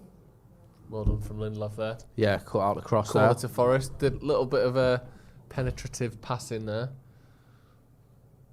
To be fair, it was a good start for United getting the early goal because I think if we can get another one early doors, if we get a second in the first half, I think if we get a second one in the first half, he'll look at probably bringing the likes of Rashford off, bring Garnacho on kind of thing. He'll be bringing off some of the bigger players anyway to rest them because with the fixture list as hectic as it is, he's going to have to take any opportunity to rest them, I think. There's a question for you. And obviously the obvious answer is, well, it's knockout, so there's less chance of seeing him. But why is there a bigger away section in cup matches than there is in league matches? Well, in the FA Cup, is it 10% is the rule? I don't know. You have to have, is it 10% of your ground has to be given to the away fans? Rashford's away again, eh? But I wonder why. So that's why you have a bigger. I know what the League Cup allocation is, but I know in the FA Cup. In the FA Cup, do you remember like we used to give like the away fans almost like one of the ends, but the lower tiers or the upper tiers. Look at that. So yeah, that was the rule. That it was. I'm sure it was. Was it 10%? Get involved in the. It's 15%. Oh, 15%. Sorry. Yeah, but I wonder why. Do you know why? Is it just because there's it might less, just be an there's opportunity less to league, cup matches? So experience more away fans. I don't know. Yeah, I think it's that whole thing in it as well. The FA Cup being a sort of a draw, and providing financial security to certain clubs as well, and it just. Yeah. I think that might tie into it as well. I'm not sure, to be honest with you. It's just. It's always good. I think it's good, but I suppose a lot of teams wouldn't fill 15% of the opposition ground with away fans, would they? What teams would? I mean, I suppose the smaller clubs wouldn't. That's what I mean. If that was the rule for league matches, I mean, you'd have a lot of half-empty away ends, wouldn't you? Yeah, probably. Yeah. I mean, no disrespect for teams like maybe Wigan, but I don't think. No, do you know what? It's mad you said Wigan because I remember when they were last in the Premier League.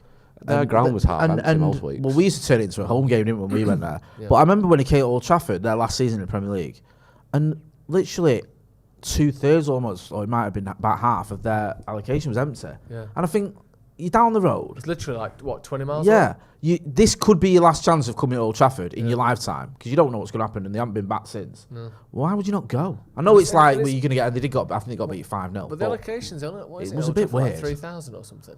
You can't be that, yeah. It's about two. But it's not like it's not that 20,000. They must have brought with them. But do you know what? Maybe it's my memory playing tricks, but I'm sure it was like 2/3 empty. Yeah. It doesn't surprise me with them though. I mean, I think towards the end of Bolton's probably time in the Premier League, they were similar though. I don't think their stadium was full, and I think it's sort of the smaller parts of Greater Manchester. Just from being a local lad and speaking of experience, I think those kind of teams probably wouldn't fill it on most games. Yeah, I think the success of City as well has hurt a lot of other Manchester clubs. Because you're losing fans now, not just to United, but to City as well. When I was growing up, it was only United or great player from United. Anthony 1-on-1, little curl up. Unlucky. That was really good play that from United. Weghorst looked with an excellent flick round the corner to Bruno there. But this is proper like that. There is a lovely touch. Bruno with a good pass. Anthony, I thought, could have done a little better there. Yeah, needs to get that on target. Yeah, I mean it's a terrible shot in the end, isn't it? Like, can I ask then, what do you think of? God, that's awful. Weghorst so far. Do you think how many goals do you think he'll score, or do you think he's been brought in to be the sort of main threat of scoring? I think he's brought in to do that. Yeah, I'd agree with that. I thought he had a good game in the Emirates. I thought he did as well. I think he's been brought in to do the dirty work. I didn't get the anger towards Run about, bring the ball down, flick the ball around the corner, bring people into play. Yeah, I think if you can get 3 or 4, 5, 6 goals in the process, excellent. But I don't think he's here to score 15 between now and the end of the season. He's He's here to keep the shape and to adhere to the principles that Ten Hag is putting up there. Forrest are on the attack here as well. But he's not a... Yeah, I mean, I get Macca's point that I don't think, given United at the minute, it's a shame that we're having to look to Burnley to... Go on, skin him, run at him, man. Run at him. Anthony runs. He does like to cut in a lot, doesn't he, Anthony? I know he's left-footed. I've not noticed. Does he use his left foot a lot? I don't think I've seen him use his right foot yet. That's a good touch, Victor. I love Lindelof, man. I think he's a good. I think he gets. Yeah, I think he's great in games like this. Yeah. I've seen him exposed against City and Liverpool too many times. Yeah, but I think that was one of the things. Though I think over the last few years we've played a lot of what we'd probably consider squad players as first team players because the quality just wasn't there. Do you know that season when Pereira played 30 games? For yeah, it was. That was sort of summed up where we're at, didn't it? Yeah. I like Andres Pereira, but he shouldn't be playing 30 games in a season. It's like Elanga last season. I know he gets a lot of stick. I quite like Andy Elanga, but the fact he played 27 games last season was a joke. Yeah, for all parties. I feel very sorry. And I'm not having a go at the kid because it's not his fault. But you know why are we relying on someone who was 19 at the beginning of last season? I feel really so sorry often for when he's obviously not at the levels you need. Yeah, we spoke about Elanga loads of times, haven't we? And I think the fact that he's been utilised and used so much is a little bit of a shame, really, because he was a youth. He was in the academy and stuff, and he was kind of thrown in when he probably wasn't ready. Yeah. See that pass there from De Gea? Yeah. I can't. A lot of people were sort of critical because me and you sort of singled out De Gea in our preview, didn't we? Yeah. And it's not like I don't put this caveat. I love De Gea, great servant, but he has been world class. Yeah. I think between 2016 and 2018, he was the best keeper in the world. I agree. I just don't know if it works with him in the system that long term Ten Hag wants to play. Not even that long term, really. I think probably next season. I just don't know if it does. I think there might be a case where he ends up leaving in the summer. I do. Yeah, or as Carl Anka said, he's not good enough to play for a team, to play for any of the teams that could afford him. Yeah. So he might stay, but become sort of second choice. Yeah, so the weird thing I'm thinking about him, and I want to make it clear, I love De Gea, and I think he's been a great servant to United. But if I see him kick the ball out of play one more time, I think I'm going to throw myself off of the M62. Oh, good. Well done there. Was that Bruno? Oh no, it was Casemiro there. Yeah, well, it's just body in there. I love him, but honestly, his distribution and his did you see the point the other day against Arsenal where there wasn't an Arsenal player near him? Yeah. And it came down and he just punched it away. And he punched it to Martinelli, who was 7 yards away from him. Yeah, and it was should have just caught ball out there. It's a silly foul to give away. Yeah, this is the thing, and I don't want to make this about that. I spoke about it quite a lot on the channel, but I think we'll see in the summer, won't we? Yeah. Do you know what I mean? We'll see whether Ten Hag does rate him and does think he can do what he needs from a goalkeeper, or whether he's not that. He's not suited to it. I just feel that we might be looking at this sort of last 6 months of De Gea's time as number one for United. The thing is, just one more quick point on him. I'd be happy to keep him as a second keeper, and I know he'd be on a lot of money still, but ultimately we offered Dean Henderson £120,000 a week, so I'd be happy to keep him. I think with his servant as a United player, he obviously loves the club and loves Man United, So if he was to take a significant wage drop, I'd be happy to keep him at the club. Yeah. But it's no doubt. I think he's one of the number ones that need replacing. Yeah, and and I can't imagine him staying for too long as a number 2, because I think eventually he would either be willing to take a pay cut or whatever to go somewhere else. But imagine having him as your second choice keeper. That's a proper, like, you can play them any game, you know, play them every cup game type backup keeper. And you wouldn't be worried, really. No, exactly. No, listen, you know, it's not saying David De Gea can't do his job. I just think this system and what have you, like we've said. Eriksen's another one people started questioning as well, isn't it? It's like saying, is he the long-term answer? And again, not even long-term. Is he someone that when a new midfielder comes in, it comes in for him in the summer? Well, it's weird because at the beginning of the season, everyone was raving about him, weren't they? I still think he's a good player. I think it's weird that it's sort of, from what I've seen, I might be wrong here, from what I see on my timeline and from what I've seen in the comments, it's like people started to question Eriksen more now, where at the beginning of the season, I don't think anyone was. The biggest problem United have is we've got one person scoring goals. That's the biggest problem. Yeah. Before you get to Eriksen, you've got the obvious, like, staring you in the face number 9 issue, where our best first choice number 9 has scored about 11 goals in 3 seasons. That's Martial is on Benteke numbers at the minute. As much as he had a promising pre-season and looked good when he wasn't injured up until the World Cup, he can't stay fit and he doesn't score any goals. So at some point that has to be addressed, doesn't it? After that, maybe you look at right-back situation, because I don't think any of our right-backs are world-class, but maybe they're good enough I still have a bit of faith in DeLong. Yeah, me too, but I'm just saying maybe they're good enough to win something, but I don't think they're top players. Maybe you look at David De Gea. But I think we've got a decent way to go before we need to get rid of Christian Eriksen. And if we're in a position where he's our biggest problem, I don't think it's necessarily getting rid of him. I think the sort of the thinking from what I'm seeing is that to improve this team is a case of getting in a midfielder, and the one that would make way would be Eriksen. I think he's obviously still keeping in the squad. It's just I've noticed a lot. He seems to be getting a lot of criticism. Not even criticism, because I think he's a really likeable guy. And I think people just questioning whether he's got the sort of the legs for, or he's at that level you need if you're gonna have a title challenge next season. Yeah. But I think there are plenty of players worse than Christian Eriksen. But do you know when we talk about Man City and we say like they've got, last season they had like Gundogan, Silva, De Bruyne, Grealish, Foden.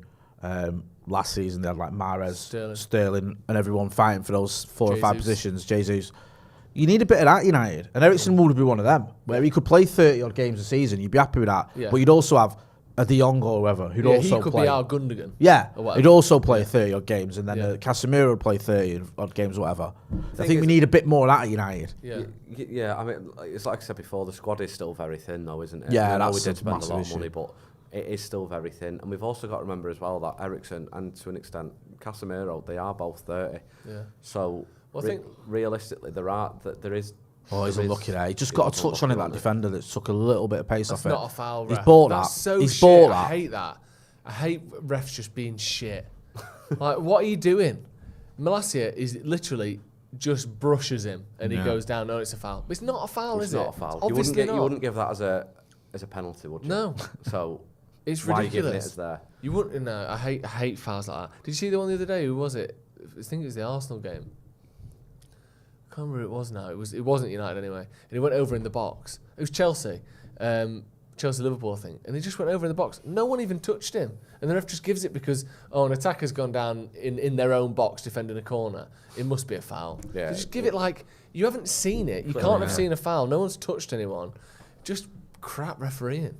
I mean, the officiating in this country is appalling anyway, isn't it, really? Yeah. But I think it was highlighted at the World Cup when none of them were chosen to stay on after the semis. They were all, like, even FIFA, that amazingly, unbelievably corrupt organisation went, my God, we're not picking you, like, you are garbage. I don't care how much you're offering us. We're not doing it.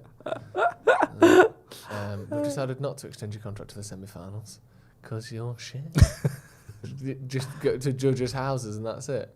Marcus got to be better there, lad. That's a good pass. And now they're away. 3v2 here. 1-1. Deary me. 1-1. It's poor, that. Counter attack. What are they doing the Ronaldo celebration for?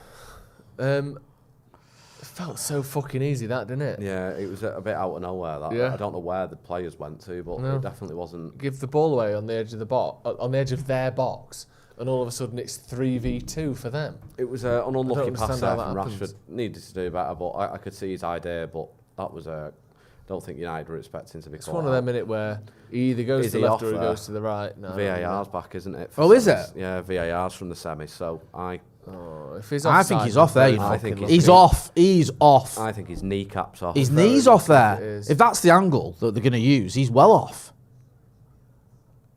I think it's close, that. How big's his penis? Because That might be it's off. Lindelof's shirt sleeve it's going to be, isn't it? He's off. He's off. He's off, yeah. It's got to be off. Yeah, he's offside. I think we're very lucky there. What was the last game where that happened in our favour? Was it Everton at Old Trafford? Got away with it here again, United, because that's just. Do you know what? He would have still scored that if he wasn't offside. That was no real advantage to him there. He's in acres of space. Do you know what? In my eyes, that isn't offside. I think that is where the rule needs looking at. It's just not offside. However, I cannot wait for Gabby Bonlahor in the morning already. Yeah, me too. Unless we lose 3-1 still, but yeah. So yeah, disallowed. Surridge's goal there. He was probably 6 inches offside. You'd be for him now, furious, man. He's probably looked along the line there and thought, I'm on. Because again, it's not. Yeah, Like do you know what I mean? That, But that's what I'm saying. That's not off. Yeah. No, it isn't he's off, not is really it? gaining any advantage by being there. Because Lindelof and De Gea. Lindelof is nowhere near him. It's like you in said that case, there, then though. You just got to say he's a bit stupid for being United offside. got to do better there because, like, Marcus just give that ball away now at the edge of their box. Yeah. That shouldn't be a goal to them. No. Yeah. Do you know what I mean? You should be able to get back in position there from that. And like, it was 3-on-2 within 2 seconds. Yeah. Sam. Oh, excuse me. Mike. No. I'll try again. Fergal McClemens is who I'm going to go with here. He says, if we are in the final of this, I'd play a weaker team in the Europa and forget about it. Is that mad? I just don't want to get battered off Barca. I feel like if you get battered off Barca, it just demoralises your whole season almost. Because you look forward to those games. Okay, it's Europa League, but it's Barcelona, innit? Big game. And then you get beat like 3-0 and you're playing all the kids. It's like, what was all that about? This is what I mean. Like, I'm in the TRA for next week, and then the Barcelona game. That will be an amazing night at Old Trafford. That. Someone asked in the chat before when I just stood up about no TRA for Reading. Someone had put, Jay, what do you think of that? No TRA for Reading. I'm actually here for Reading. Because I'm a bit disappointed in that. I think there is a sort of makeshift TRA section for some sections of the TRA. So look into it. If you're in the TRA, speak to the guy who's in charge of your little section. And let's find out what they say to you about whether you're going to have a section yourselves. Because I know the one that I'm in, the group that I'm in, is all going somewhere else. I can't remember where. I think it's ask you? Stretford and somewhere else. I've applied for the A stand. And It might be that, I don't know. No, that's something different. I've not heard anything from the TRA app. Right. But I have applied for it, and I don't know if I'm going to be there, and it would be helpful if I was to find out. So as someone who doesn't know the minute ins and outs of the TRA. The TRA, the Red Army, is like, it's a section of Old Trafford where they do things a little bit differently. It's like they don't have, you can't get your phone out and take photos. I wouldn't say you can do what you want. But they discourage it. They don't want people filming and taking photos. Oh my God, that was a great good effort. They want people to, and I go to the TRA, and I've done that every game since the first game I did it. I think was Chelsea 4-0 when we beat them.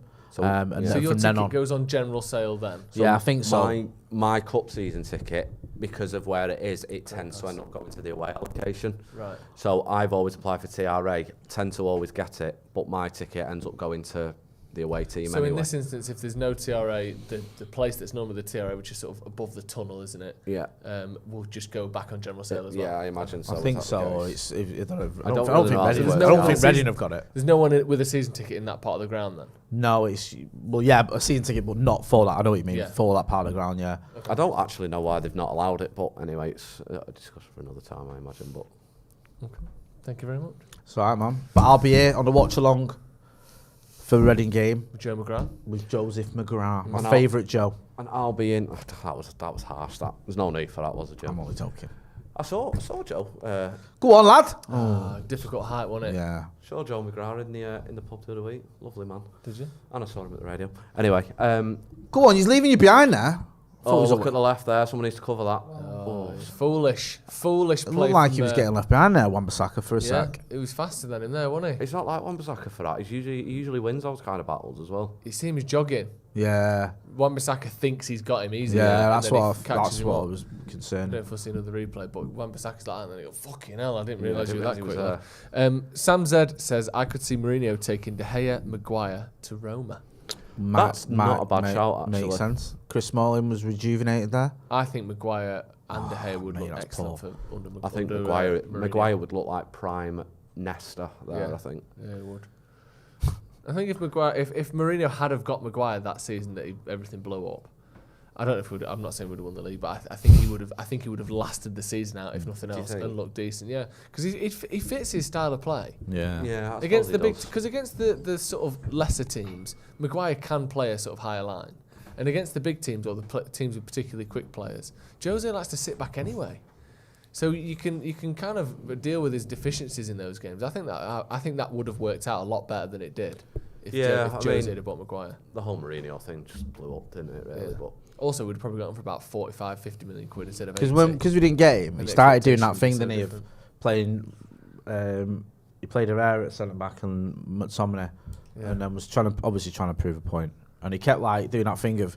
And was it against West Ham where he took off Lindelof and left McTominay in centre-back? His wife. The amount of petty stuff he'd do if you had an argument. He'd be the worst person to go out with ever, wouldn't he? Like, he'd like make himself breakfast in the morning and then eat it in front of his wife, wouldn't he? He'd sleep in the shed. Like, just sleep in the garden and stuff, because it's just too hot in the house. Why are you sleeping? It's winter. Yeah, but the heating's too hot, so what else am I meant to do? The petty man. Just the most petty, selfish, petulant man of all time, but wow. It's good when it's going good, you can love him, can't you? It's weird, man. It's just when it goes badly, it's horrible. Rashford on the wing again. He just looks so dangerous, doesn't he? Yeah, every time he gets the ball, you think he's going to do something with it, don't you? This isn't fucking hell, Malacia! Jesus, playing cat's cradle with his own legs there. Everything was just like folded up and whipped around each other. That's a header. Come on, Anthony, man. What do you think of Anthony so far? I think he's gone off the boil a bit, but I still like him. I still like him, but I don't think he was as bad at the Emirates, actually. I think everyone's getting pelters. I thought he did all right. No, I thought he was okay against Arsenal. Yeah. I really don't think he did too bad, but he's... oh, mate, he's taking us. Oh, my God. We're trying to give Rashford a run for that's too easy, that. Yeah, it is. That was way too easy. Is that Tavernier? Johnson. I read something about him. Apparently, he's one of the lowest paid players in the league. Brennan Johnson. Is it? What are you talking, like $5,000 or something a week? I think he's on about 1,400 quid a week. 1,400 quid a week? Martinez faxed that one in, didn't he? Fucking hell. What's that? That's like a Fred tackle. Yeah, it's not like him, that, to be fair. Strike. You what? He should be on strike with that. 1,400 quid a week. How can he live, poor boy? Isn't it mad that when you think, wow, that's fuck all that, and then you actually think about it, that's $5,000 a month. He's on like 50 grand a year. We were chatting to be fair, like, you know, you associate gas and electric. You know, you associate like Chelsea with like having loads of money and everything. The place or the club? Like the club. Yeah. Well, and the place. Chucky was telling me this morning. He said, like, you know, Pat Nevin was like a Scottish international, went to Chelsea. Yeah. Got his contract with Chelsea. And went to buy an house in Chelsea. And this is how football was different back in the 80s. And he went to the bank and said, like, I've seen this house I want to buy. And they were like, well, you can forget that. You're not got enough money for that. And he had to flat share with someone. Really? So he was playing for Chelsea's first team and flat sharing because he couldn't afford the flat in That's more like King's Road and that. Imagine that now. So you can see as well though why people were willing to get pissed before games. Because it's just another job. Yeah. Or not just another job. It's better than most jobs, but it's like... Oh, you're in! Must be... Oh! Come on! Who was that passed through to? Was that Bruno? That was absolutely quality from Man United. Come on, man. You've got to finish that. that. Quick play. Seriously. Needed to bury that. If you're playing for a contract, a 5-year deal at 100 grand a week, that's like 25 million quid. So you can't afford to have a Guinness before a match because you can't risk missing out on that. You're a huge asset. Whereas in the 70s, you could have a bottle of absinthe before a game and you'd be all right. Yeah, because what's the worst case scenario? I lose a well-paying job. That's what, and he was saying as well. The bonus scheme at United used to be when you hit so many points that sort of guaranteed your survival. You got a bonus. Guaranteed your survival. Yeah, and that was your only bonus. And he said like Fergie got rid of it because players were like getting to 40 points, thinking that's all right now. Yeah. I mean that's fair enough to be fair. What a stupid idea that. I know. Yeah, that was a really stupid The idea. standard of United is just stale. Fun little thing is I saw Mike Phelan in Mulligans the other week. In where? Mothercare. No, in Mulligans. In there? In a wooden pram. Yeah, he was in Mulligans with him, Viv Anderson and Peter Reid were all having a beer. Is this a joke? No, it's true. It's not the start of a punchline, it's actually true. Mike So Mike Phelan goes into Mothercare with Viv Anderson and Peter Reid. Walk into a Mothercare. It's Mothercare. Christ.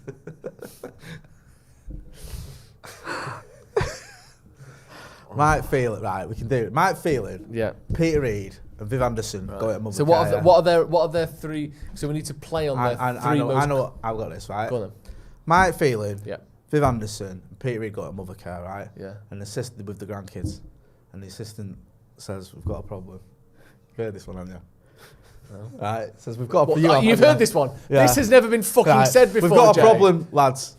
We've mixed up your babies. We've mixed up your grandkids. Oh, you're joking. So Mike Phelan goes, no, don't worry. I know which is my grandkid. And he goes over and he picks up his black baby. Viv Anderson goes, whoa, I think you got the wrong one. Mike Phelan goes, don't think so, mate. One of them's a Scouser. Shut up. Shut up. Do you know what? I really worried where that was going, but it actually wasn't that bad in the end. Have you not heard that one before? Can't risk it. Have you not heard it before? Yes. Thank you. I just made it like about obviously them three because it worked. Hey, that was so much better than anything I could have come up with at short notice. Honestly, I mean, fair play, that was some doing that, because I definitely couldn't have done that. Oh. Did we see a replay of that Anthony chance then, by the way? Literally just then, yeah. I missed He it. put it to the wrong side of the keeper, I think. Who played him through? Was it Bruno? Yeah, I think so. Brilliant pass. I feel bad for Bruno. I think it was sometimes. Weghorst, then to Bruno, and then Bruno played it through. He's been excellent, Johnson, for them. I know, He's tearing us apart. Oh, I thought he was going to do a nice little overhead kick there. He just ran a bit too far forward there, didn't he? I do feel a bit sorry for Bruno. I feel like there's so many times where he does stuff like that, and it just doesn't get put in. Like his chances created is one of the highest in the Premier League. I think it's. I know. I think it's the highest. Yeah, and he's got like the 12th most assists or something. And part of me just think, put a proper number 9 in front of him. Go on, Mark. Oh.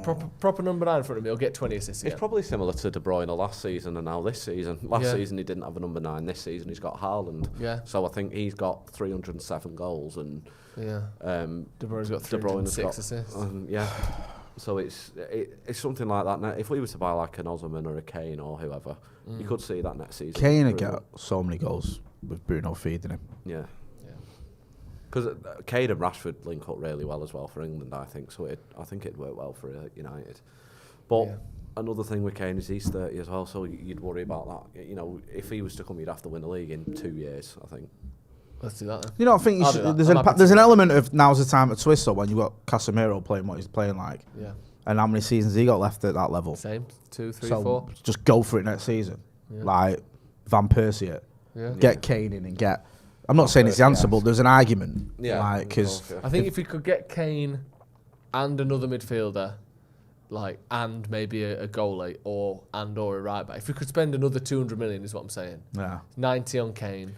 We could 40 easily, on a midfielder, you know. We could easily do that, but Man United have got to get through that rut of being able to get shift players on. They've got to be able to maximise the values of the players that we have. We need to get 30 to 40 for Maguire. We need to get 20 to 30 for McTominay. Yeah, we need to get but those players, 15, 20 for... It's mad, isn't it? Me and you talk about this the other day about they don't do player swaps anymore.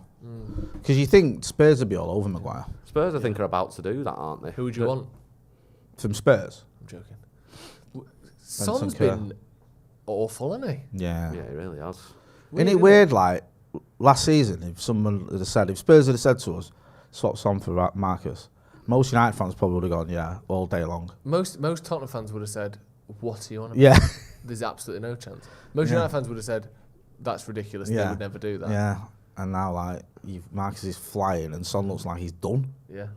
Like, genuinely, looks you terrible. were saying about his dad, weren't you, in that documentary that you watched? Was that you that was talking about that? Yeah. Heung-min Son's dad? No, don't know anything about his dad. Honestly, I'm not trying to be funny. I don't know anything about his dad whatsoever. whatsoever. Who was it who I was talking to about that? It was in this office. I thought you was like trying to throw me under some bus there. Incredibly strict and harsh. Oh no, I don't know anything about this. I'd tell you if I did. To the point where he's like, he doesn't consider his son a world-class player. And I think his sort of training regime and stuff when he was a kid was like brutal, to the point where you're like, this is all like borderline child cruelty. Yeah. No, I didn't. Like, Was it Joe McGrath? Yeah, his notorious strict. Huminton's notoriously strict father calls him again. Calls himself a third-rate player. Do you know what? We are really struggling with Forest forward line. What is going on? Yeah, Johnson's looking excellent. Must be looking for a new contract. Yeah. He can only just afford his bills, to be fair. Just a bit of pressure from Forest, crossing the box, looping. They've looked like the better team since we scored. Yeah, we tend to do this though, don't we? Well done, Vegas. He's done well there. He's bought that. That's brilliant as well because it's on, alleviated all of that pressure now. We can walk up the pitch and get our entire team in their half just from one good touch. He hasn't even got a pass on. All he can do is get a touch and win a foul. He does it. That's excellent centre forward play. Goes back to what you were saying before, though, doesn't it? Really, I think that's exactly why Weghorst is in the team. Yeah. I don't think he's there. I know it sounds bizarre for a number 9 to not be there to score goals, but I think that is why. That's and ball? No. So lucky there, Anthony. Not for me. Could do with a game, couldn't he, Anthony? Like, I know he did alright against Arsenal, but he could do with like.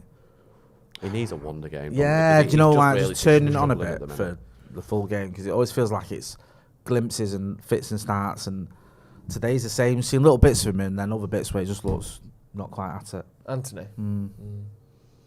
I don't think he's been as bad as some are making out. I just think he's still definitely You so much hit the room nail for on the head, though, improvement. Joe, where you said we need someone else who can pick up the slack from Marcus, and the thing is, he's not really a goal scorer, is he, Anthony? No. Didn't he get like 8 and 4 or something? Was it 8 goals and 4 assists, or the other way around last season? Well, there was talk at one in the summer. It was either Gakpo or Anthony, and obviously Gakpo's a left winger, isn't he? Yeah. And we needed the right side more, so we went with Anthony. No, and everyone knows we overspent on Anthony. It's the way it is, but it's, you know, Rashford was so out of form last season. There's no way of saying that Anthony can't reach those levels. Yeah. That's a good pass and a good flick back. Through again. Genuinely looking excellent, that number 10. He's been their sort of hub whenever the ball's gone up into the final third, and he's the one who's putting the flicks in or receiving the ball out. Another one there. I'm sure they've just signed a Brazilian though, haven't they? Have they? From Palmeiras. I mean, they've signed a lot, but I don't think they've signed a Brazilian players. I don't think they've signed that many, have they? What is it? Million, billion, trillion, Brazilian. That's how it goes up, isn't it, in numbers-wise? I think I so. think they sound like 27, not a Brazilian. Yeah, that was a number. That's up there with you. What was it? Your Medicide, Joe? Medicine side. No, that was better, that one. The Brazilian one's a good one. I'll use that again. Medicide, put that to the back of the cabinet. Nice. Thank you. There's always a way out. There's always a way out. Come on, United. Fucking hell. Come on, then. We're shit. We needed to get another goal before our time, didn't we? And we've been the second-rate team in this. Yeah. Forest have somehow been better than us, which is crazy. Second string. That's what I meant to say. No, second rate's equally Second rate works, doesn't it? Yeah, of course it does. I wonder what second string comes from. I think it's a fishing term, an angling term. Second string. Ethan? Isn't it something to do with guitar playing? It's like, it could be second string. Yeah, I mean, whatever. I love knowing the etymology of phrases and words. Yeah, I looked to the edge of the box. That was a great ball. Almost. It wasn't a good ball. It looked good. It looked great, but the term second string is the expression going back to medieval times when an archer carried a second string for his bow in case the first string broke. Love that! Absolutely love that. Archery. So you're the second string, as in you're the backup. Right. Fucking brilliant, that. That makes sense. That makes more sense than it being anything to do with guitar. People saying it's an orchestra term. You're wrong. Sorry for being mad at people in the comments. Thanks for watching. Still not 1,000 likes though. Can we hit the like button, please, if you're watching? Even after I've just slagged you off. yeah, fuck you, but like the video. Second string, AJ. Love That's that. mint, that. Yeah. I'm glad I know that one. Anyway, United are Any winning road. 1-0. Any road. A little flat United, aren't they? Yeah, I mean, it's not too bad. We're 1-0 up away from home in the first leg of a two-legger. But It's awful, Jay. Do you know what I mean? I don't see how Ten Hag comes back from that. 1-0 up at 42nd minute. Do you know somebody somewhere is going to clip that up? People will say this is why he's not a top manager. Yeah. Because he can't dispatch a team that's one of the most informed. Well, that was bloody stupid, wasn't it? And then he exacerbated it by slowing down. He got away with it then. He really got away with it there. Was that Bruno, was it? Yeah. Oh, God. I thought he just... It's an accidental touch, isn't it? His feet just stopped working with his brain then. Yeah. J.E. Fruscione says, great watch along, gents. Anthony's getting a ton of stick. I know he hasn't lit the world on fire, but don't you think he deserves some time to get used to things? Ten Hag believes in him, and in Ten Hag we must trust. Yeah, 100%. Yeah, it's not. I mean, the good thing about Andy is he got a few goals early doors, didn't he? Yeah. Which sort of alleviates a little bit of pressure in terms of people looking at your numbers and getting overly carried away. Yeah. Do you know what though? With Anthony, obviously he plays on the right side. I think primarily that's where Sancho will play. I think Sancho returning, the competition between them two, I think will help both players.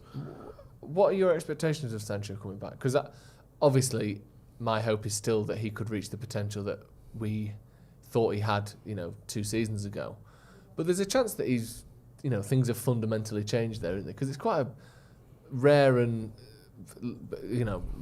big situation. What's it? Bruno's hitting it here from miles away. It's quite an ordeal that he's gone through here, isn't it? I've never really seen that before. 10 weeks out with no injury, just getting himself right.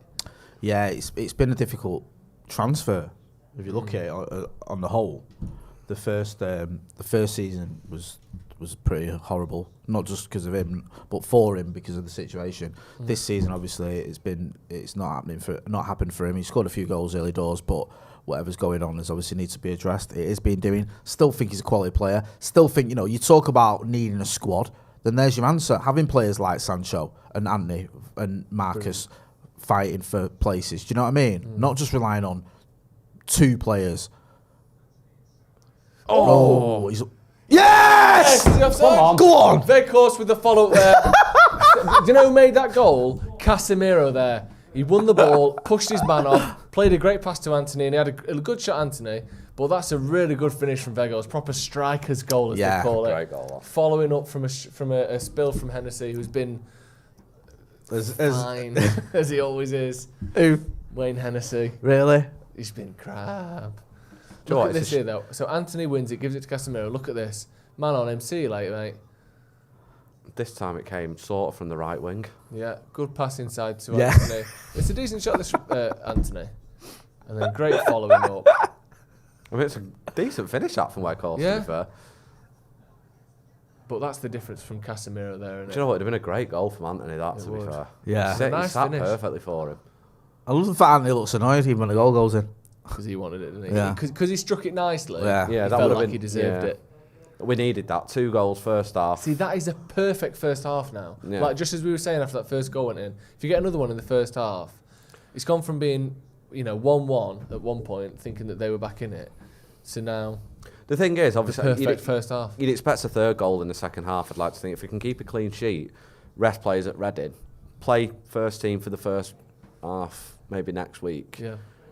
Obviously, with the amount of goals, I heard Andy say goals and then I said goals. The amount of fixtures that are coming up, it'd be good to try and get as much rest because we're going to have to take it when we can, to be honest. Yeah, I keep drinking that. I'm desperate for the toilet. Let's get in the comments then. Warhorse, Veghorst off the mark. It's good to see him get a goal in it as well. Yeah, definitely. As a striker, what's it, his 3rd game? Marcus. Yeah. Not too bad. I thought he looked... Yeah, phenomenal. Man on. There you go. Impressed with that? I like finish. Weghorst. I think he's done all right since he come in.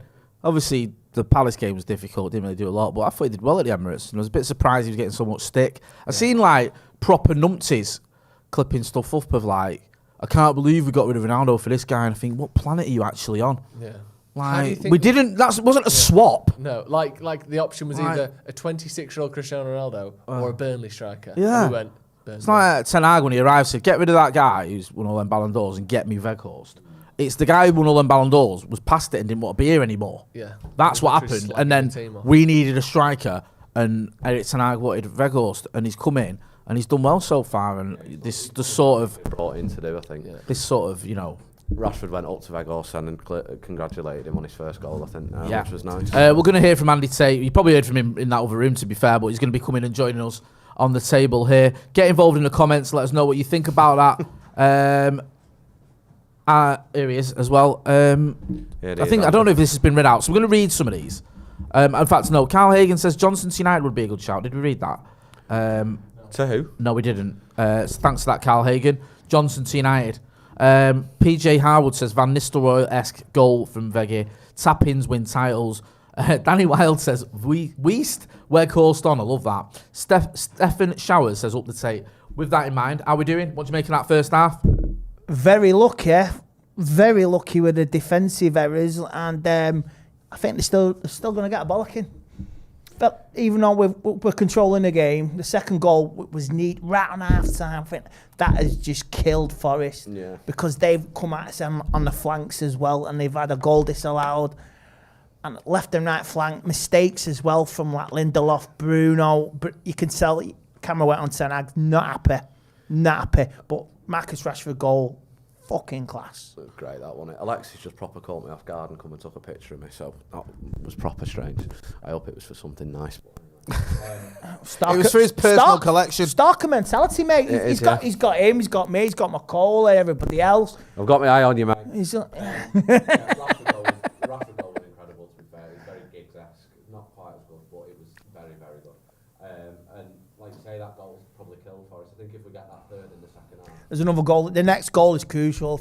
If we score it, it's done. It's put to bed. Yeah, and I think it allows us a lot of freedom next week at Old Trafford to sort the rest of the players and, have a good night at Old Trafford and hopefully get to Wembley. That would be great, wouldn't it? I'll see you in the TRA, won't I? Zachary Purvis in a super chat says, this is what we have missed. A real 9, someone who is just in the right place at the right time. Weghorst can do a job, now play the kids. Akash Solomon says, team looks knackered as half wore on. 2 Lindelof mistakes, thankfully not punished. Remind us of drop off from first 11. 3, Anthony Kills pace of attacks, needs to score, but he needs time. 4, Veg, good. Someone saying, Mike low, Mike is off. Callum's mic is the gremlins in the system. The production team are on it, so you might just have to wait for a minute, Mr. Stone. But we'll get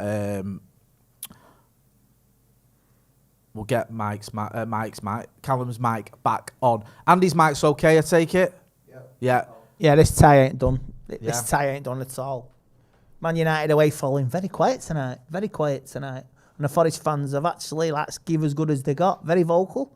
But I think that disallowed goal, it's like it took the sting out of the crowd.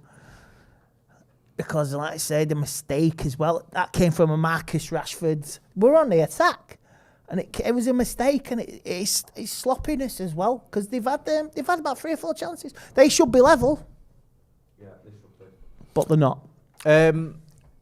You mentioned a couple of players there. It's only half time, 2-0 up. If you were looking at, say, to make a change on the hour mark, which Ten Hag likes to do, what are you thinking? Garnacho for who? For Anthony? Yeah, definitely. Yeah, because I think Anthony's. He's still finding his feet and all that, and he had a chance to skint the post as well, and he had one and he put it. It went into cleared the ground and went to the River Trent, so right behind the ground. So.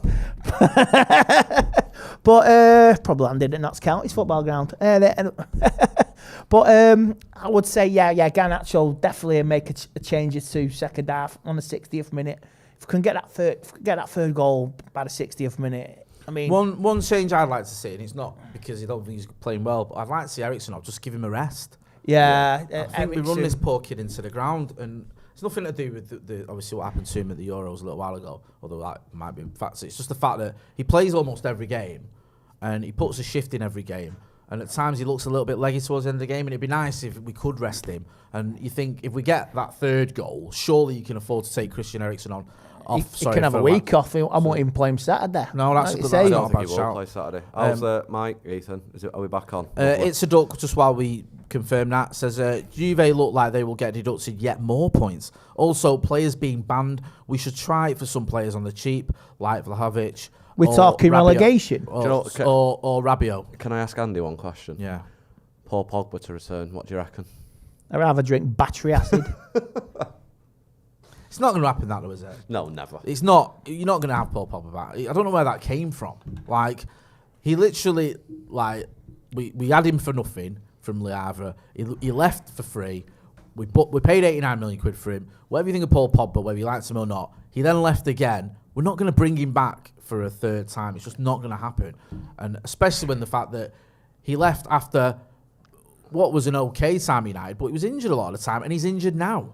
So it's not like he's gone and then shone, and then you go, oh, you know what? Maybe you can pinch one of their players, the two. I mean, you're looking at maybe one or two to get him. I don't know. I've heard the striker. Vlahovic, I think he'd be a good signing, to be fair. But I heard that Juventus would want to recoup what they paid for him, and they paid 75 million. So it'd be. Juventus could be playing in Serie B next season, the way things are going. Very true. So, and they've already done that, been there, done that. Yeah, I mean, it's amazing that could that was betting scandals in the early 2008-9, wasn't it? Something like that. I can't quite remember, to be fair, but. Yeah, so I mean it's a possibility, but it could be a shout, I guess. But yeah, look, we're linked with loads of players. We always are. Man United always are. Grass was greener for Pogba and Di Maria. What a crack of shit. There you go. Let's get in some of the chats. Eon, yes, Maguire says Ericsson looking very tired. Garnacho, Ferrante and Rashford needs a rest too. DP Cuba says, has anyone heard? Rashford is red. Yes, I. Dan United 94 says, may the host be with you. Yeah, there's one for you. I like that one. Get that on a t-shirt. Manchester 21 says, great Netflix doc about the Serie A match fixing scandal. I have to check that out. Oh, what's that called? Netflix. What's it? Oh, could somebody say what it's called? Because I can watch that tonight. I've started watching The Rig on Amazon. Samir Jaber says, Casemiro is the difference in the team this season. Andy Stewart said, Wan-Bissaka took a knock. Definitely not 100%. Yeah, saying that. I was wondering that. He was hobbling and the camera panned on him. Well, that where he got caught out before in possession, it's very unlike him. I wonder if that's when it happened, because he's usually quite good on one-on-ones, and especially against a team like Forest, you'd think he'd have been able to deal with that. You take a precaution. You see how he is for 10, 15 minutes. Well, it depends if Delo's back, really, because, like I say, against Reading, it could be a good Bad test Sport is the name of that. Sorry, documentary. Sorry, go on. Bad Sport. Yeah. I'll take that out, actually. But yeah, does anyone know when Delo actually is back? Do you know when he's back? No, he just said, I think the update was he's just not available. Robert Taylor, Jay, thoughts on Chris Armas joining the Leeds coaching staff? I'm shocked. I'm genuinely shocked. Andy, you stay here. It's all right, Joe's going to come in for me. I didn't see that one happening. I thought Chris Armas was lucky to get a job at United, and the fact he's ended up at Leeds is, I know Leeds is obviously a massive step down from Manchester United, but I'm surprised that that's happened. I thought he'd end up going back to managing, the whatever junior high school. Do you know what I mean? Not managing a Premier or coaching a Premier League. Soccer. Yeah, coaching a Premier League club. I thought it was that bad, wasn't it? Like, didn't even Fergie say to him, like, you need a bit more on your CV? I don't know if that was true, though, to be fair. I don't know if it was true. When, as John Ford said, when you've got a choice between truth and a legend, print a legend. Yeah, that's a good point. Right, Andy, you tell us how you think the second half's going to go while I sort with Joe. I think this game ain't done, and I need another goal. The next goal is crucial in this tie now, because if Forest get it, then we've got a game. But we have to put this to bed, see this out. Maybe if it stays 2-0, fair enough, I'll take it. But the next goal is crucial in this tie. I think if we can get that third goal within the first 15 minutes, it kills the game. Yeah, it does. It really kills does. The tie, and that's Wembley for Man And United. I'm pretty sure that he's given them a right telling off for half time, because you could tell he was not happy. We weren't in control. Even the second goal, they're still going to get a rollicking. For that first half, I don't think we were in control for quite a bit of it. I thought Forest were actually really good. Just on that though, Newcastle won, didn't they? Yeah. Only just. That would be an excellent final, I think. Man United versus Newcastle. And our country would want Newcastle. Yeah, well, I don't think they should do, but apart from Sunderland, yeah. But that would be I think that'd be a very, very good final. It would be. The only thing that annoys about Newcastle is they're doing really well, and they are doing really well, but they're just obsessed with draws, aren't they? Yeah. They're obsessed with not losing. They're obsessed with wasting time. It's all about not losing rather than winning. Yeah, they wasted so much time, didn't they, at Anfield? Yeah. They got bollocked for it. Old Trafford as well, though. We should have won. We should have won. Absolutely, we should have put them to bed, and we didn't. The chances we had. Yeah, well, that's what I mean. In terms of 20 years ago, I think you could look back and go, oh yeah, United and Newcastle, there was a little bit of a rivalry. So I suppose in nostalgic terms, it'd be a good final. We did play in FA Cup final, semi-final, didn't we? Remember that? That was a pretty decent game. Kevin Heath in the comments, who I guess this is what a troll is. Because he said, it's only Forest. When we needed a win against City and Arsenal, we couldn't beat either one. Which isn't true. Is this a troll or a toss-off? Well, I don't know. It's just one of Bit of both. I think he's just saying that to get a reaction, isn't he? Because there's no way he thinks we didn't beat City.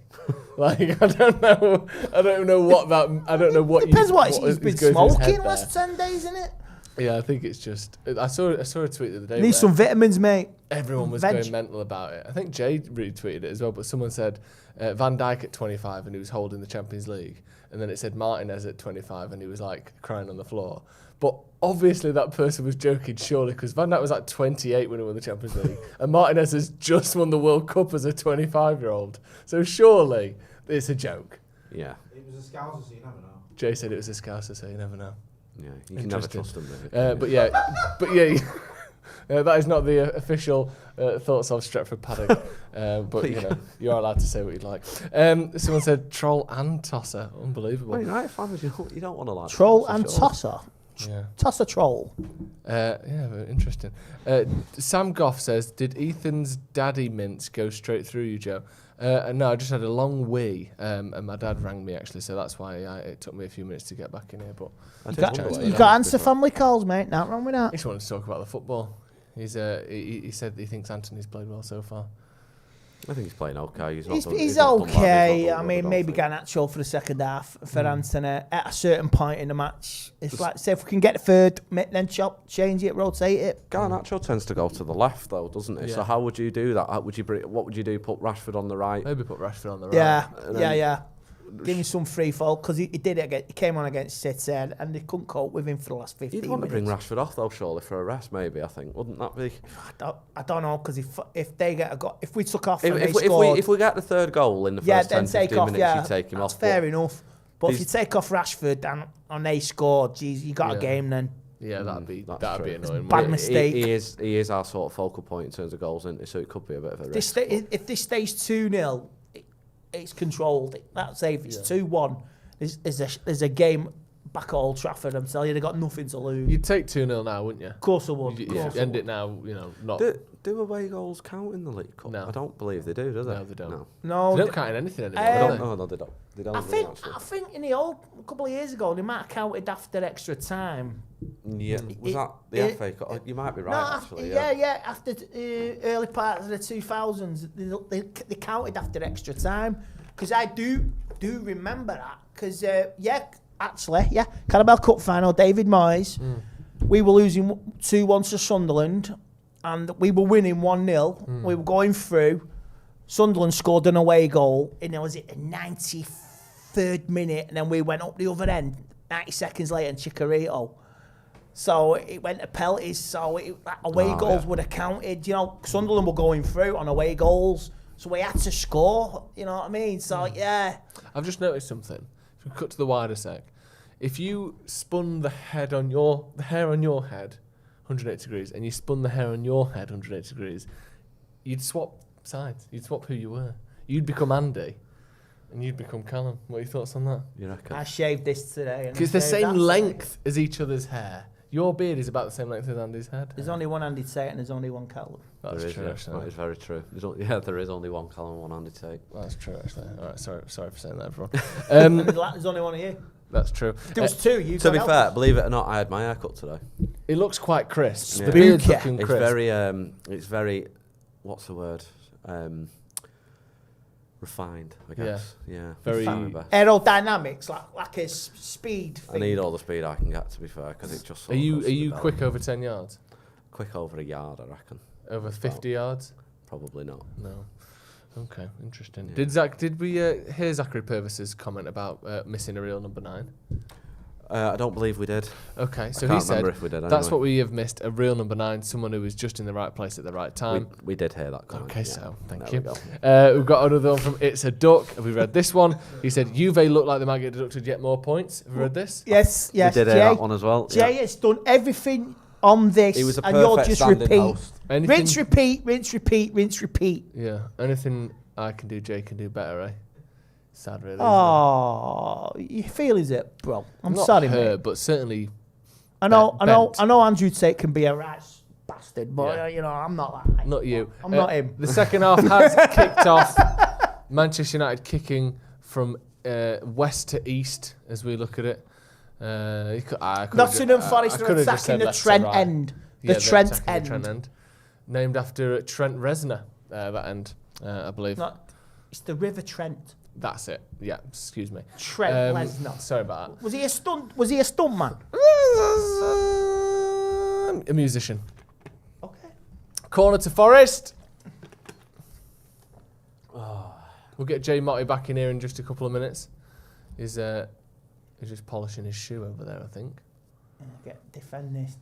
Corner to Forest. Yeah, headed away by Bruno. Now a chance for a counter-attack if Anthony can keep his powder dry. Who's that chasing it? Ericsson, is it? Yeah. He's looking around to see if anyone's no one was near if him, anyone's got any legs to go with him. But they aren't. They didn't want it. No one wanted it as much as Ericsson did there. If you're Ericsson, you're thinking, I'm already knackered. Why are they making me do this? Yeah, absolutely diabolical stuff there. Do you know what? It's mental how he nearly died on the pitch. And Well, he now did die he's on at the Man pitch. United. Well, he did die on the pitch, didn't he? He don't want to die on it. Do you know what? Can I share James Ducker's tweet? I love James Ducker. He's a mate. He's been on the channel. It says, finding myself being able to get behind Bounty more as I get older. Still can never see myself going into a shop and buying one over another chocolate bar. But they're really not terrible. Like I was always convinced they were. Probably at their best in a celebrations box. At their best. I love that. Probably at his best in the tactical analysis of a Bounty bar. The 92-93 season. Hello. He's got a chance here. Oh, unlucky. He's the slowest man in football, isn't he? Who? Weghorst. No, everyone else is just really quick. That's a good point. I love that from James Ducker. Yeah, excellent work from James. We'll get him back on the channel soon as well. Yeah. Can I just say I agree with that? I'm one of the weirdos that loves the bounties. I like the bounty. So when it comes to Christmas and every nutter has left it, I take them all. It's great. It's a great time. It's a great time. The 1st of Jan is a great day for the bounty lovers. They also got rid of the Galaxy Truffle and replaced it with the Twix, and I was the happiest man in the world. Do you like Twixes? Twixes. Do you just eat them or do you bite bits off? Bite bits off, yeah. That's the way you do it. I do the same with Crunches. Do you I just didn't eat do them it or before. what? Shag them? I just said we've had a corner here. Anthony, just playing it back to What did you say? Share it with the group. I said, well, you said, do you just eat them or do bite you bits off them? Bite bits off And then you said what? I said, do you just eat them or do you shag them first? Do you stick him up your what? Yourself. Get a grip. Up your own place.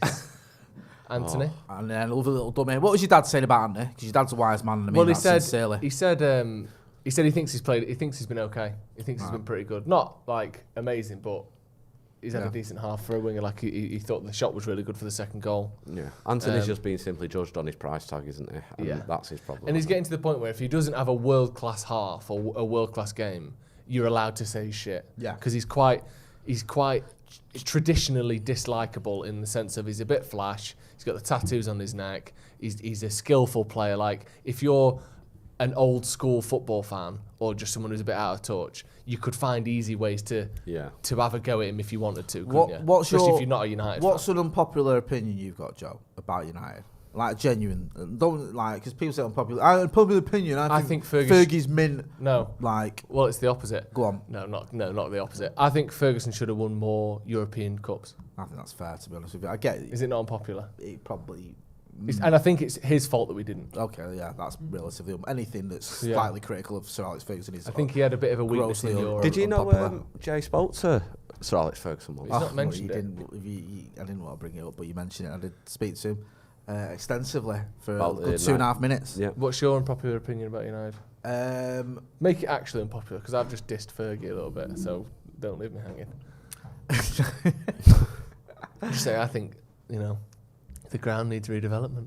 Well, my unpopular opinion actually is that we should rebuild a new stadium. Say it the way that more unpopular. Knock down Old Trafford and rebuild a new stadium. And that is my unpopular opinion. And I know it is because whenever I say it, I get trolled. And I get it because it's Old Trafford. It's sacred. It's like hallowed turf and all that sort of stuff. But I just feel like it isn't fit for purpose, and it needs more than just revamping. Yeah, I do get what you're saying. I just think I'd prefer it to be fully refurbed and modernised. I think if there's a way of doing it, I'd rather it. But I do understand the arguments for a full knockdown rebuild. No, I almost forgot about that. I did see the arguments for that as well, and they'd call it New Trafford. Oh God, what's your unpopular opinion, Callum? I would have liked Fergie to maybe have said a little bit more about the Glazers, maybe. I think that's popular. I think that's a popular opinion, brother. Is it? Oh, yeah. okay. But I get it. Any sort of mild criticism of Fergie. My unpopular opinion. I don't know if I've got one. I had a famous one from years and years ago that I used to think Park Ji-sung was rubbish. Wow. But that was when I was 13, to be fair, and didn't know anything. Yeah. I now recognise he was very good for us. I don't think I've really got one, to be honest. That was an interesting effort. Yeah. Get your unpopular Manchester United opinions in the comments. Like, let's have an amnesty, right? Yeah. You can have an unpopular opinion. We're not going to slay you for it. A genuine unpopular opinion you've got. Do you know what I mean? Like, my missus has the best one, and that's Fellaini's the best midfielder she's ever seen play for Manchester United. That's not an unpopular opinion, because that's not a thought that a human is capable of. Therefore, I can't even consider it an opinion, let alone unpopular. I'm not going to, She doesn't think he's the best, does she? She's got a tattoo of him. I know she likes him the most, but she doesn't. She wouldn't say he's a better player than Paul Scholes, would she? I think if you gave her a lie detector test, she'd probably pass it. It would certainly come back inconclusive. Does anybody think that David Beckham might have failed as a father because his son supports Arsenal? Oh, wow, I'm glad you qualified that. Yeah. It's difficult though, isn't it? Because especially how many kids has he got? I don't know. 9 probably. Yeah, I think he's got 5 on it. Has he got 5? Something like that. Certainly, He's got It's 7. It's certainly a handful. If you had that Romeo, many lasagnas Cruz, by yourself, you'd get looked at weird Brooklyn, in a restaurant. And because he's got 4 kids, so he's probably done what I've done. You just pick one as your fave and just stick with that. Yeah. Do you know He's what I mean? left that Just give that one all the love. Yeah. And let the other 2 fend for themselves. Let the other 2 support Arsenal. Yeah. Well, the other 3 do what they want. Yeah, do you know what I mean? that's So no, I respect that. Little dribbler. We've got a few unpopular opinions. Some of these are not unpopular. Go on. This is what make it. Don't just say, I think that Eric Cantona was amazing. Or, Someone said unpopular opinion. We should have kept Johnny Evans a bit longer and got rid of Phil Jones. That I can't think of a more popular opinion than that. Tom, this is an amnesty, by the way. We're not going to slag we're you not up. We might people. disagree, Yeah. but we're not going to be horrible to anyone. We're not going to call you a dickhead for saying your unpopular opinion. What is your unpopular Manchester United opinion?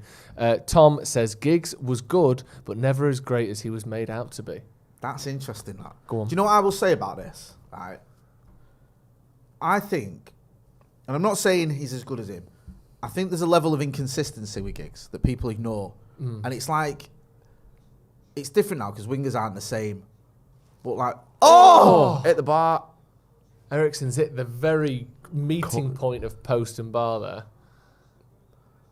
He's still alive here as right. well. Oh, let me just wait and see what happens with this.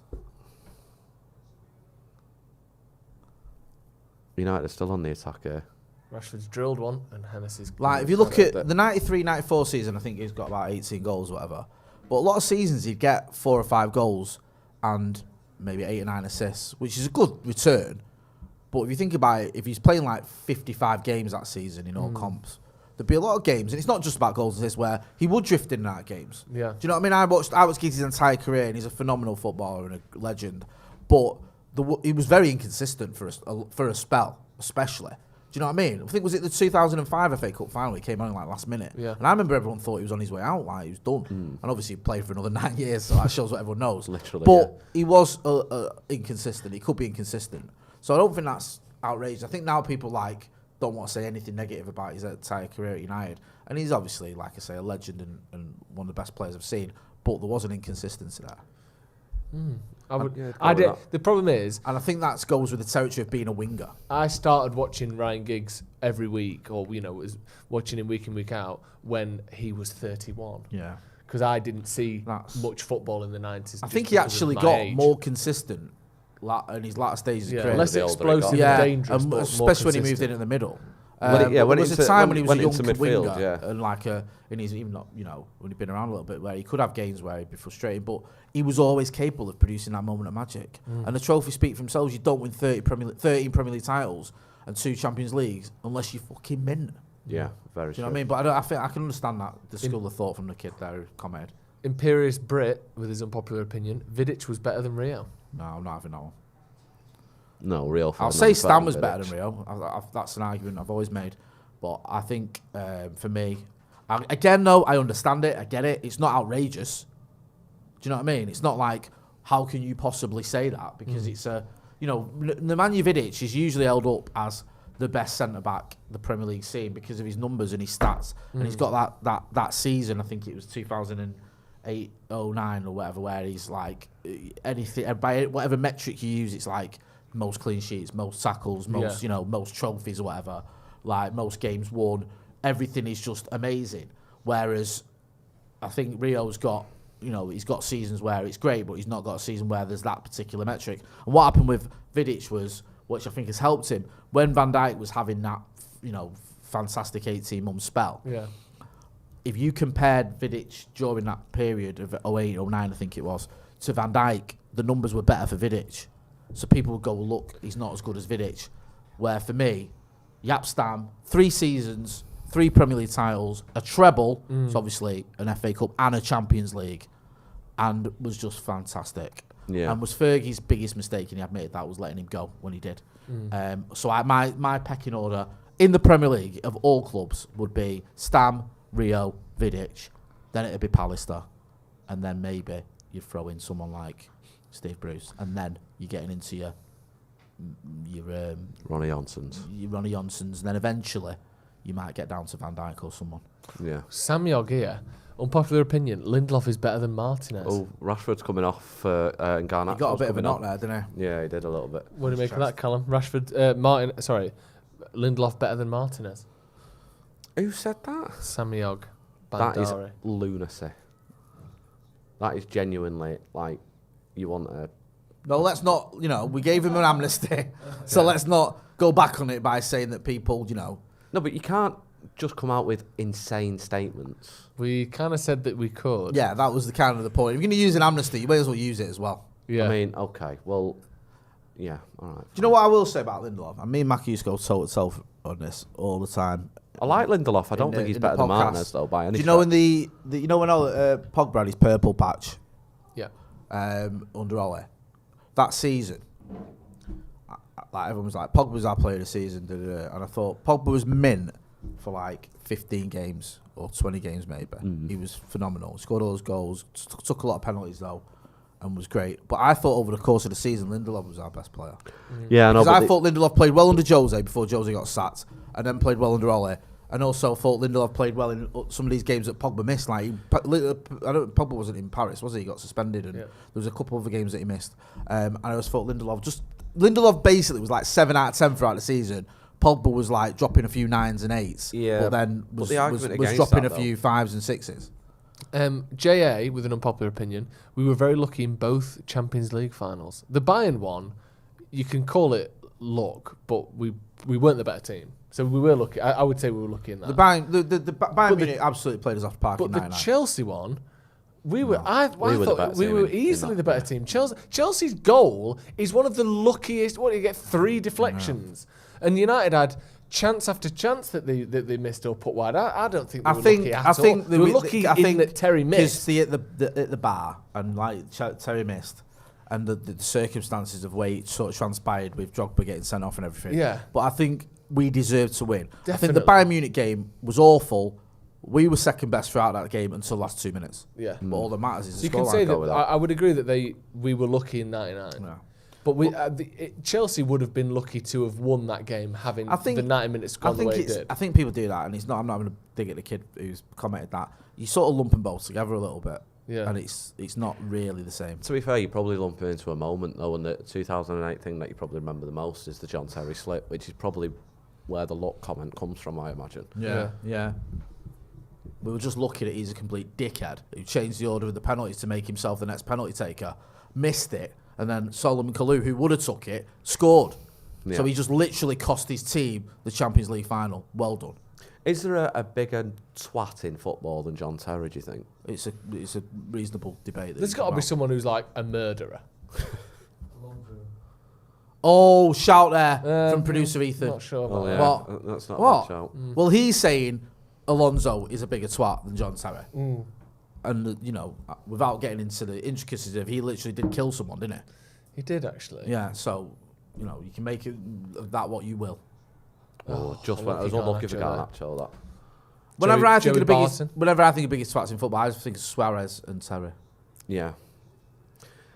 Yeah, I'd probably go with that. John Terry really is an awful human. Like when Rio tweeted something the other week, didn't he, about was it best centre backs or something? And John Terry said something back. Rio basically went, "You're lucky I even put you in my list because of the case with my brother." And he just replied, "Well, I was found not guilty, so whatever." I wouldn't know any of that. He's blocked me on Twitter. Yeah, he's an awful person. I love how found not guilty rather than I didn't do it.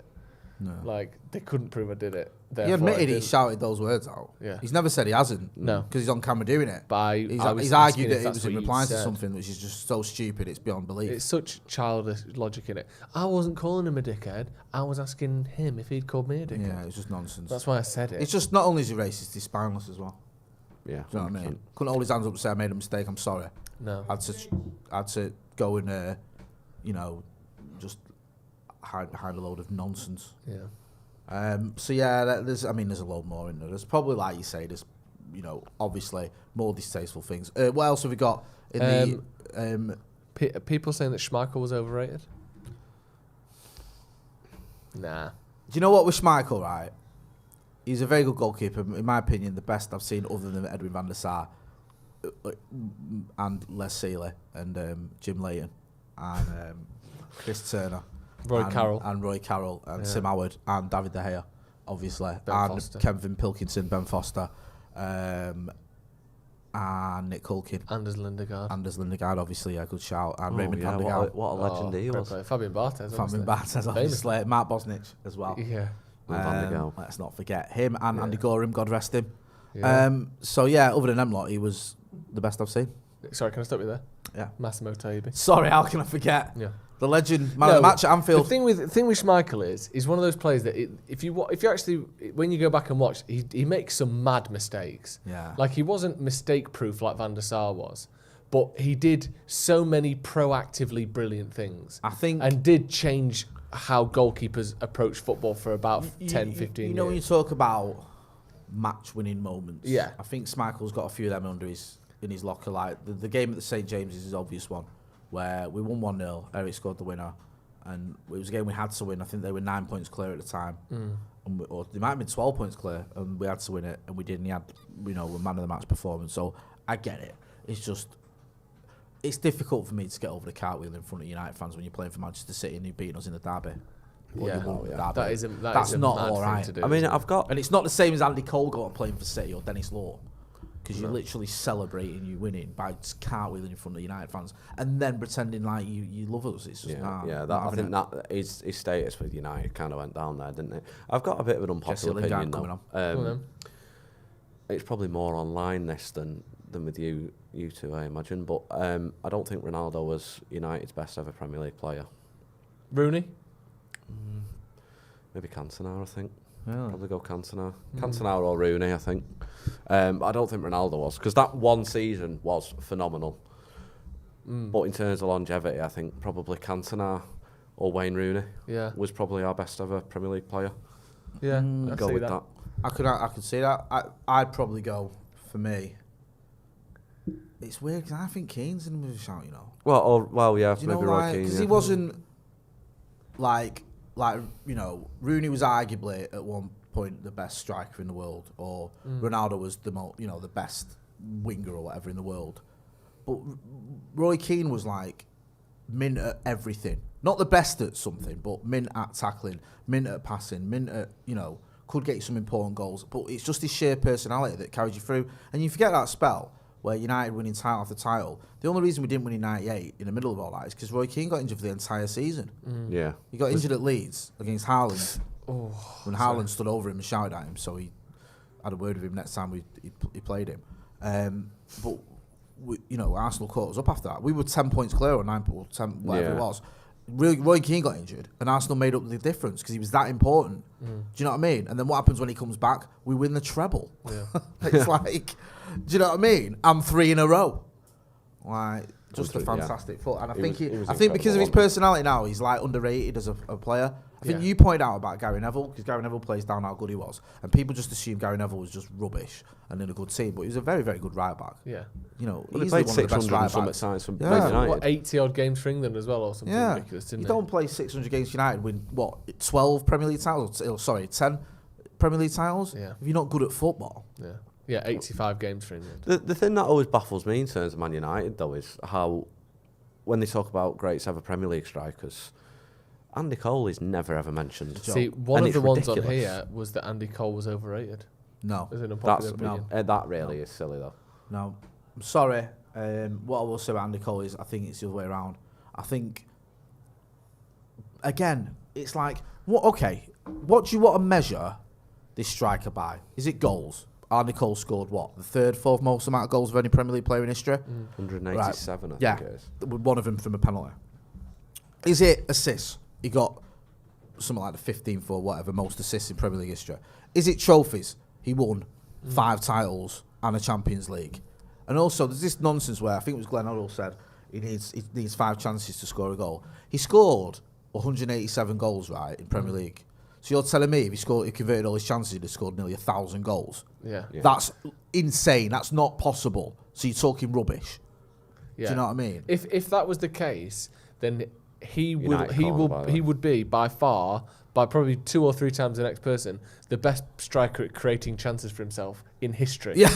By twice or 3, like, you think Gerd Muller's going to be good at changing it? Well, no, it takes Andy Cole 5 chances to score a goal, and he scored 186, which means he's probably scored. He's had 900 chances in his life. No one's had that many. He scored when remember he's at Newcastle. He scored 47 goals in the season or whatever it was, or 44 goals in the season. So you're telling me if he converted all his chances, he would have scored 200 goals that season. What are you on about? Yeah. When some of these pundits say some of these comments, you just think, what? Well, that was the England manager. How can you not hear what you're saying? Like, it's so insanely stupid. Yeah. And yet people bought it and went, you're right. It was like the other day, though. 216 goals in the game. Like, imagine that. Like, he scored 5 goals in one game against Ipswich, remember? So if he converted all his chances, he scored 25 goals that game. It's annoying that shout to me was absolute wasteful performance. That's what I mean with these pundits saying completely ridiculous things. It's like Jermaine Pennant said the other day, Man United have got a really bad away record. We've got the 2nd best in the league. What do you mean? Well, it's really bad though, isn't it? It's so bad, it's awful. They get every decision apart from all the ones we don't get. Like, what are you on about? Yeah, I love that. United have got a terrible away record. 2nd best in the league, but got a terrible away record. How can you just say stuff? Like, how can you say stuff, get paid for it, and get away with it? Oh, because you said it about United. I hate them. I remember there was a time under Solskjaer, I don't know, around that time we lost to Burnley before we got Bruno, and where you could literally, if someone said, I reckon he sets animals on fire, no one would have gone, you sure about that? People would have gone, yeah, no, that does sound about right, because he is shit, isn't he? Like, there's a point where you could just say anything you wanted about United under Solskjaer, and everyone just agreed with you. Yeah. And it must be true, because they're so unfathomably shit. Well done, Martinez. It's like that, though. Last season with Marcus. Yeah. I noticed that. I remember arguing with someone. Well done, Malacia. Like, Brilliant. Dan James got a goal for Leeds, right? And there's people on Twitter were going, you know what? Genuinely, we should have kept Dan James and got rid of Marcus. Yeah. I'm like, no, we shouldn't have. What are you on about? Are you stupid? Are you sick? And then someone's saying, well, Dan James is younger. Yeah, by a month. Yeah, but like, that month makes all the what are you, like, Marcus has spent his entire career at the top level. Yeah. Dan James has had a season and a half at the top level. Do you know what I mean? And was a sub for most of it. Here's my popular opinion, Jay. I still wish we'd sold Rashford and kept Dan James to this very day. Because I know in this team... I couldn't cope with it, man. It's like, honestly. But it was at that stage where, because he wasn't playing well, and because everyone's frustrating, because it's the Ragnick era, you could say things like that, and most people would agree with you. It wasn't like this kid was on his own. No. Most of the replies I saw were like, yeah, I agree, I know what you mean, bro, and all that. And I'm like, you've all lost the plot. The problem is, being negative in general probably sells, but being negative about Man United will always sell. Yeah. Yeah. And it'll always be the case, I think. Like, so many people were saying Rashford would never be back to where he was. He's finished. You know, the injuries have caught up to him. He's broken. What all a that. challenge that was. Like, so many people said that. The thing is, we ruined so many people's childhoods. I think they're terrified about us ruining their adulthood as well. Yeah. Which is why they're so desperate. It's like for it to not PTSD happen. for some fans. Yeah. Seeing United looking like we might be good again is literally brings back the worst sort of sports fan period of their life. Do you know what I mean? If you're a Newcastle fan from a certain era, or an Arsenal fan, or a Chelsea fan, or a City fan, like, or a Liverpool fan, United have ruined certain fragments of your footballing experience. So it makes sense that they're desperate to not see that happen again. This is what I wanted to see. Sorry to interrupt you there. No, it's fine, Eriksen coming off, not because I don't like him, but because he needs a breather. Because he needs a haircut. Yeah.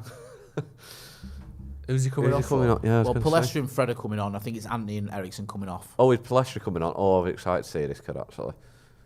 Yeah, there was talk of him maybe going on loan, wasn't there? Did you see that, Jay? I think he's probably... I mean, obviously with Sancho, with the issues he's got at the minute, I think it'd be worth giving him a bit of a run in the team to, you know, maybe compete with Anthony for the right side. Sasha says, unpopular opinion, Wazza is the best all-round player in our history. Not a bad shout. I think when I think of all-round players, I think of the likes of Keane and Robson. Charlton, yeah, great shout. Obviously, I didn't see Charlton. Didn't see enough of him, yeah. I was How old were you when he retired? I was 24, but I drank a lot, so I missed the last sort of 6 years of his time. 24. When yeah. Fucking born in 1940. No, 1950. When did he retire? About 74, I think. 73, yeah. 73. He wasn't. I don't think he was playing when we got relegated. So yeah, but like Rooney did have a bit of everything, didn't he? He's unbelievable. Rooney would have played anywhere if you asked him to as well. Yeah. You think about that 2008 final against Chelsea. That bit where he wins the ball back and plays that ball out to Ronnie, I think it is, who crosses it for Carrick, is it? And then I think it gets cleared off the line. That was Rooney showing you how he's got everything. Because that pass he plays, which is about 80 yards, isn't it? Yeah. Is just ridiculous. Well, if you got fast forward a few years, just to the pass to Van Persie against Villa, that was one of the best passes you'll ever see. Yeah. There are, I mean, Kane kind of springs to mind, although he's not as like all action as Rooney, but there are very few strikers who can get you 30 goals and make passes like that I've ever seen. Well, really. look at Rooney, right? Van Persie, Ronaldo, and Berbatov all won the Golden Boot playing alongside Wayne Rooney. So you know how many strikers are that selfless that their strike partner can win the Golden Boot, and we won the Premier League, in those seasons as well. Yeah. So it wasn't like those goals didn't matter. Yeah. It was just, I think Wayne Rooney, bizarrely, is like a little bit underrated by non-United fans. Yeah. I agree. Yeah, again, but it's a lot of former Man United players probably are. I think because we won so many titles, it downplays the team. Yeah. They kind of say, "Oh, it's Fergie," when in reality, it's amazing how rubbish so many of our former players were, considering we won 13 titles. It's weird. Like, you'd think John O'Shea was literally like a League One level footballer, the way people talk about him. Yeah. He won 5 Premier Leagues for United, or 4. He played 300 games. Like, how do you think he got away with being shit and played in all of these league winning teams? It's just not possible, is it? There from Palestra. Yeah, looking decent on this left-hand side. Palestri. Don't foul him. Skinned him there, clipped to the back post, and that'll go out for a goal off kick. his old man there, the kid. Jacob Carroll with his first ever Lingard. super chat, so thank you, Jacob. Go on, says Jacob. Matic and Herrera in Ollie's first 6 months over Casemiro and Eriksen. That's his unpopular Matic opinion. and Herrera over... That midfield triumvirate, Pogba, Matic and Herrera, for Ollie's caretaker spell, was fantastic. It was. Yeah, but it didn't last long enough. It didn't last long, yeah. But that was, the criticism, especially when it comes to Pogba, he wasn't any good. It's just injuries. Yeah. Do you know what I mean? Yeah. To be fair, I think it goes to what you said before as well, Joe. He's your typical modern day flashy player, and I think those more olden style, old fashioned, maybe out of touch football fans didn't like him because of it. Yeah. He's someone that, if you want to look for reasons to dislike someone before they even touched a ball, people could find it with Paul Pogba, couldn't they? I think Lingard as well was probably another one of those as well. The sort of people that think if you have any fun other than winning football matches in your entire life, you must not be taking football seriously. Like, just ridiculous.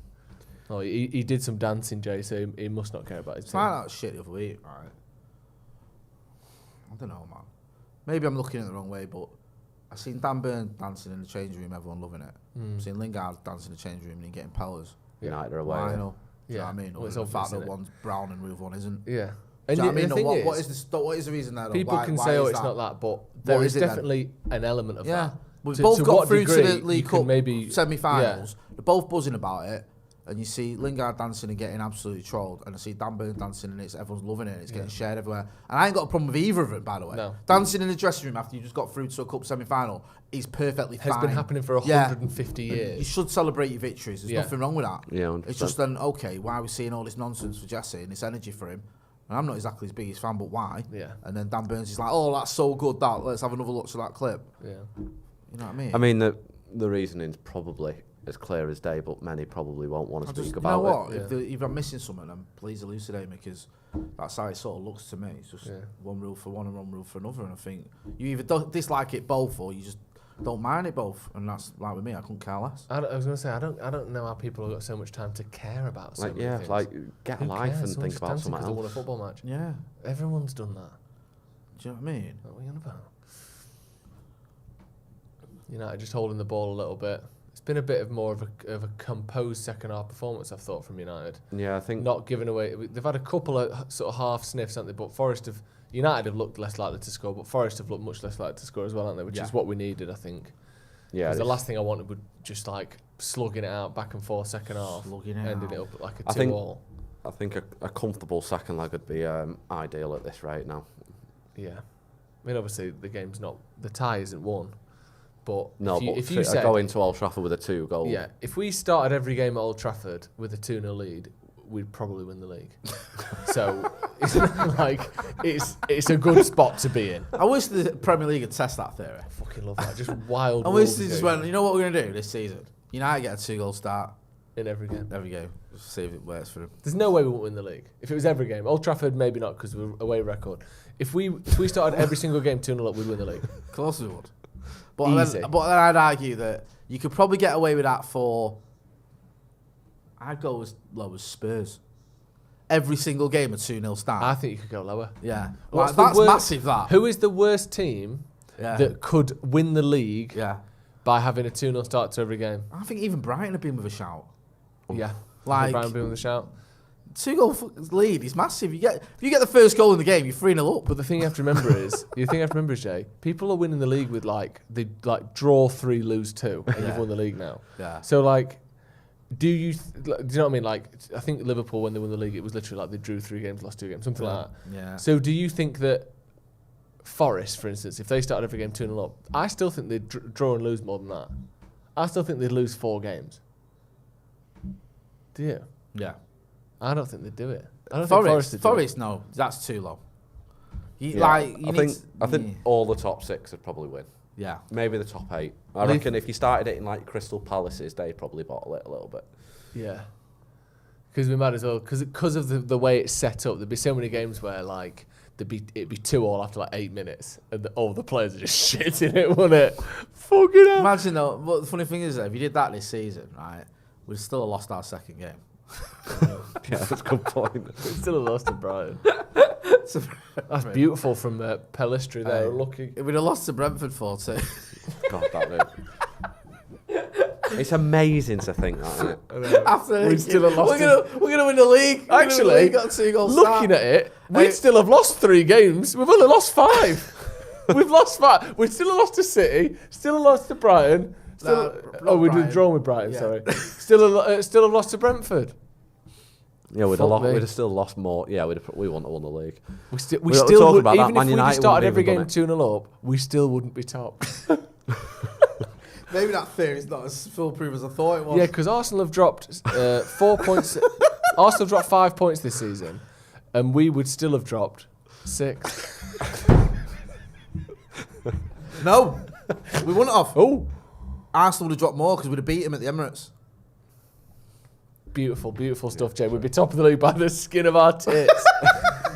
By the most ridiculous, nonsensical thing that's never going to happen. We've just made it up. Yeah. We'd be top of the league by 2 points. That to be fair, that shows how unbelievable Arsenal start has been. Yeah. I genuinely can't see how they don't win the league. They're on for 100 points this season.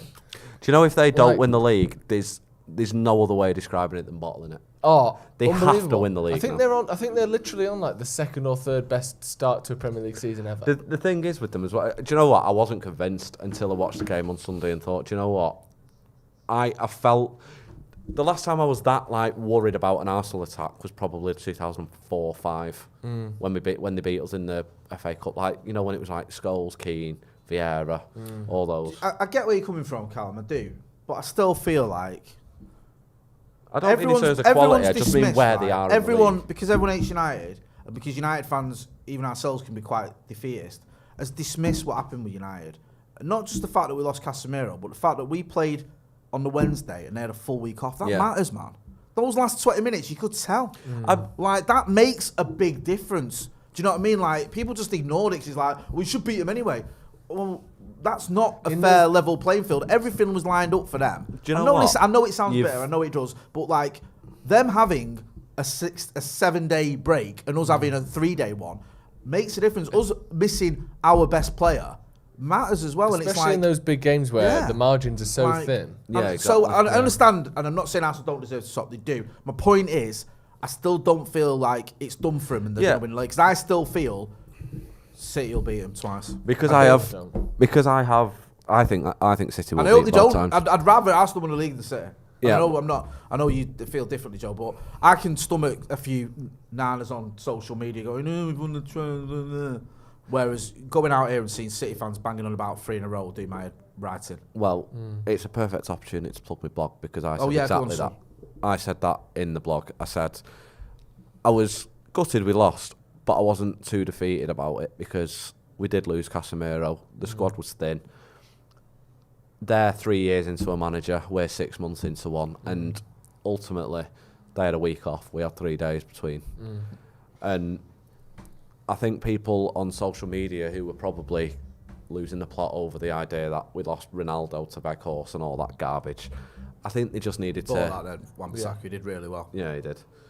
I think he needed to... I think people needed to take a little bit of a step back and get a bit of perspective and say, do you know what?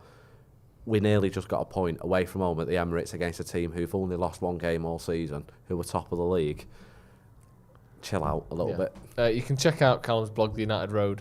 The link to that is in the description, so go down and check that out as well. Make sure you go and have a read Please of do. that. I hope you all enjoy it as well. Yeah, of course. Oh, okay. Yeah, it does make a difference, and I think they felt like the sort of the more aggressive, kind of dangerous team on the day. I thought. Yeah. But you could see it, especially those last 15 minutes. Take 3 days off, like they had the extra legs and we didn't. We were running out of steam. Knackered. Yeah, and I think, like, you know, people going on about Eriksen fell off a cliff and you know, he stood out particularly. And oh my God, doing? Was that Palestra? Yeah. Well done, Martinez. And the other thing to remember as well is... forgot what colour we were playing in then, I think. The other thing is, if you don't play that Palace game... If you don't play that Palace game, you haven't just dropped 2 points. You haven't just... We're coming in off the back of beating City. Going straight into that Arsenal game would make a difference mentally to the players. Not dropping 2 points in the last kick of the game, basically, against Palace. We obviously had 2 games in a week. This was a horrendous 30 seconds, by the way, for Palestra. Yeah, for Palestra. Because he give it away to start with, and then very nearly gives a penalty away. It's literally just on the line. He really did get away with that, didn't he? He's a young lad, so I'm not forgive him, but it was just one of them. It was a bad 30 seconds, that. Who are Arsenal's game in hands? Because I know they've got a game in hand on... Is it Tottenham and Newcastle, I believe? Well, they've not played City at all yet, have and they? They've not played City, so I'm assuming that's one of their games in hand. But I'm sure they've played 2 games less. I might be wrong on that. Someone in the comments correct me. The good thing for Arsenal now is they can draw them games. Because City needs to win them, really. Yeah, they've played 2 games less than Tottenham and Fulham. But I'm not sure who those 2 games are. Yeah, so I wonder if both those games are City then. I wonder if both their games in hand are City, because I know City have got a game in hand as well. They've got City 3 times, pretty short notice, haven't they, Arsenal?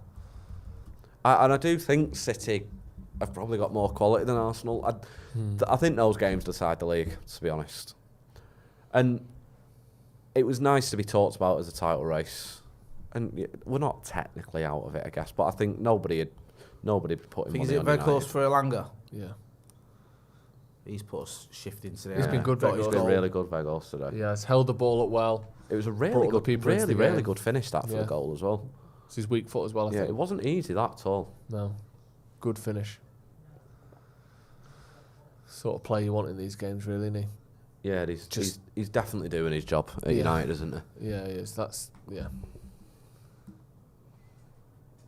Anthony Elanga. Yeah, I mean, the third goal, like me and Andy were saying before, the third goal would have been ideal. It would have killed the tie, but I'm not going to moan about a 2-0 going back to Old Trafford. I'll absolutely take it. Like I say, if we had that every week, we'd maybe win the league. We may finish second. Be second. It's mad, that, isn't it? Yeah. We would be top, but only just.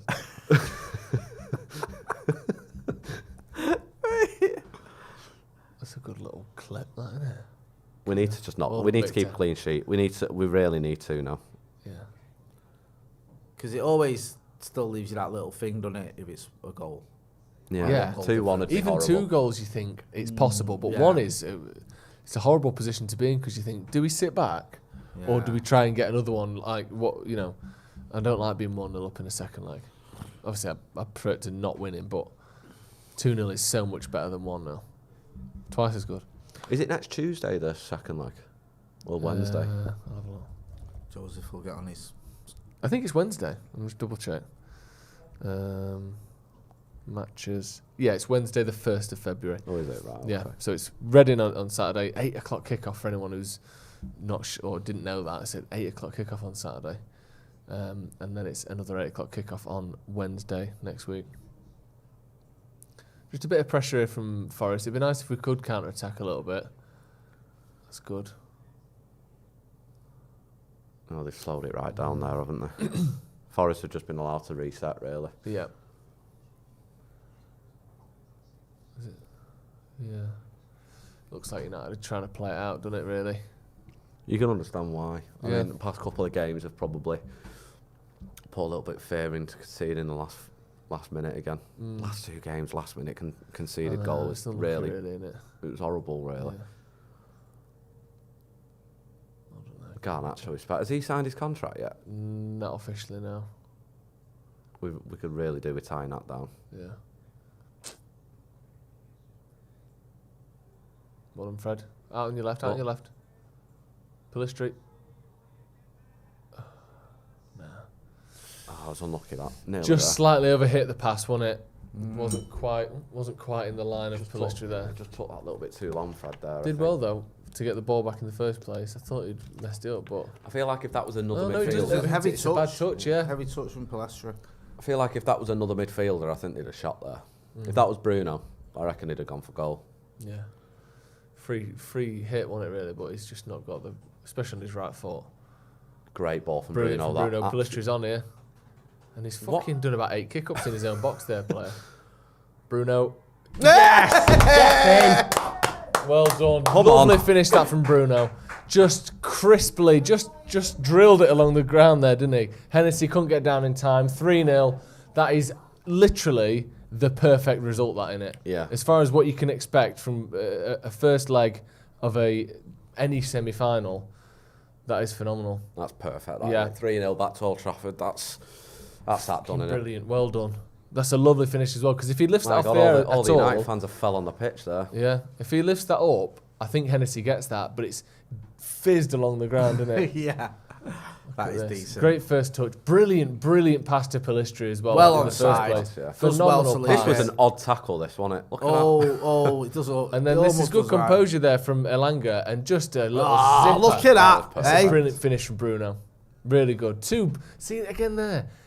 I know he obviously couldn't have had both, but he should have got an assist there, really, and then follows it up with a goal. I love Bruno Fernandes. So that was a perfect little dink over that from Elanga as well. Oh, look at the fizz on that. Ball barely spins.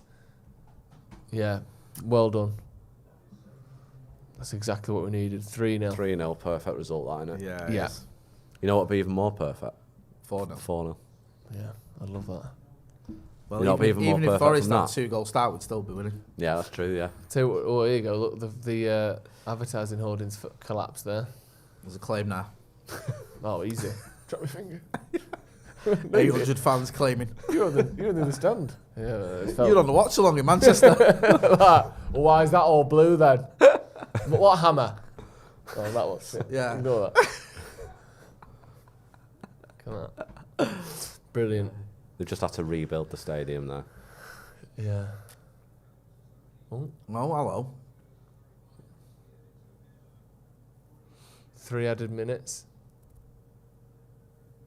at the half. Oh, such a good goal, that. You got to say one leg in the final there. 1 foot in the final. 1 foot in the final, yeah. Yeah.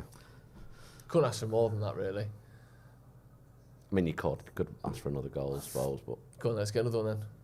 If you're so bothered. If you're so bothered. If you're going to be like that. If you're going to be all arsey in that. Amazing as well. From the point where they scored their goal, that was ruled offside, I thought, shit. Yeah. We're in for a rate. That kid, is it Johnson? Yeah. Was causing us all sorts of dramas. First half, he was their number 10 was doing the same as well. He was really good. Martinez, some of his stats here. The best about everything. Most clearances, most possession won, most passes, most tackles won, most touches for Manchester United in this game. Man of the match. Do you know what? A lot of people owe him an apology, I feel. Yeah. Jamie Carragher being I don't know if it's a lot of it. It's just a few people who don't know what they're on about. Yeah, probably. Do you know what I mean? Because I think, like, I don't understand this. People watched the Brighton and the Brentford game and made that decision on him. Or Jamie Carragher. The Brighton game, he played well. Yeah.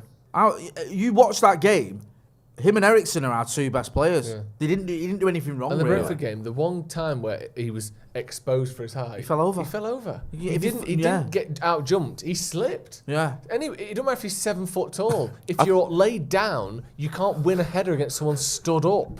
Like, he's not big enough for this league. He was on the floor. Of course he's not fucking big enough. He's not standing up. It's like people watched that Brentford game and went, right now, United lost 4-0. He's on the pitch. So he must have been shit. So now we can say something really outrageous and, slagging him off, and it won't look that bad. Yeah. And everyone will agree with it because on paper you're looking at offside, go on. Yeah. Well, it's like that thing that we said before.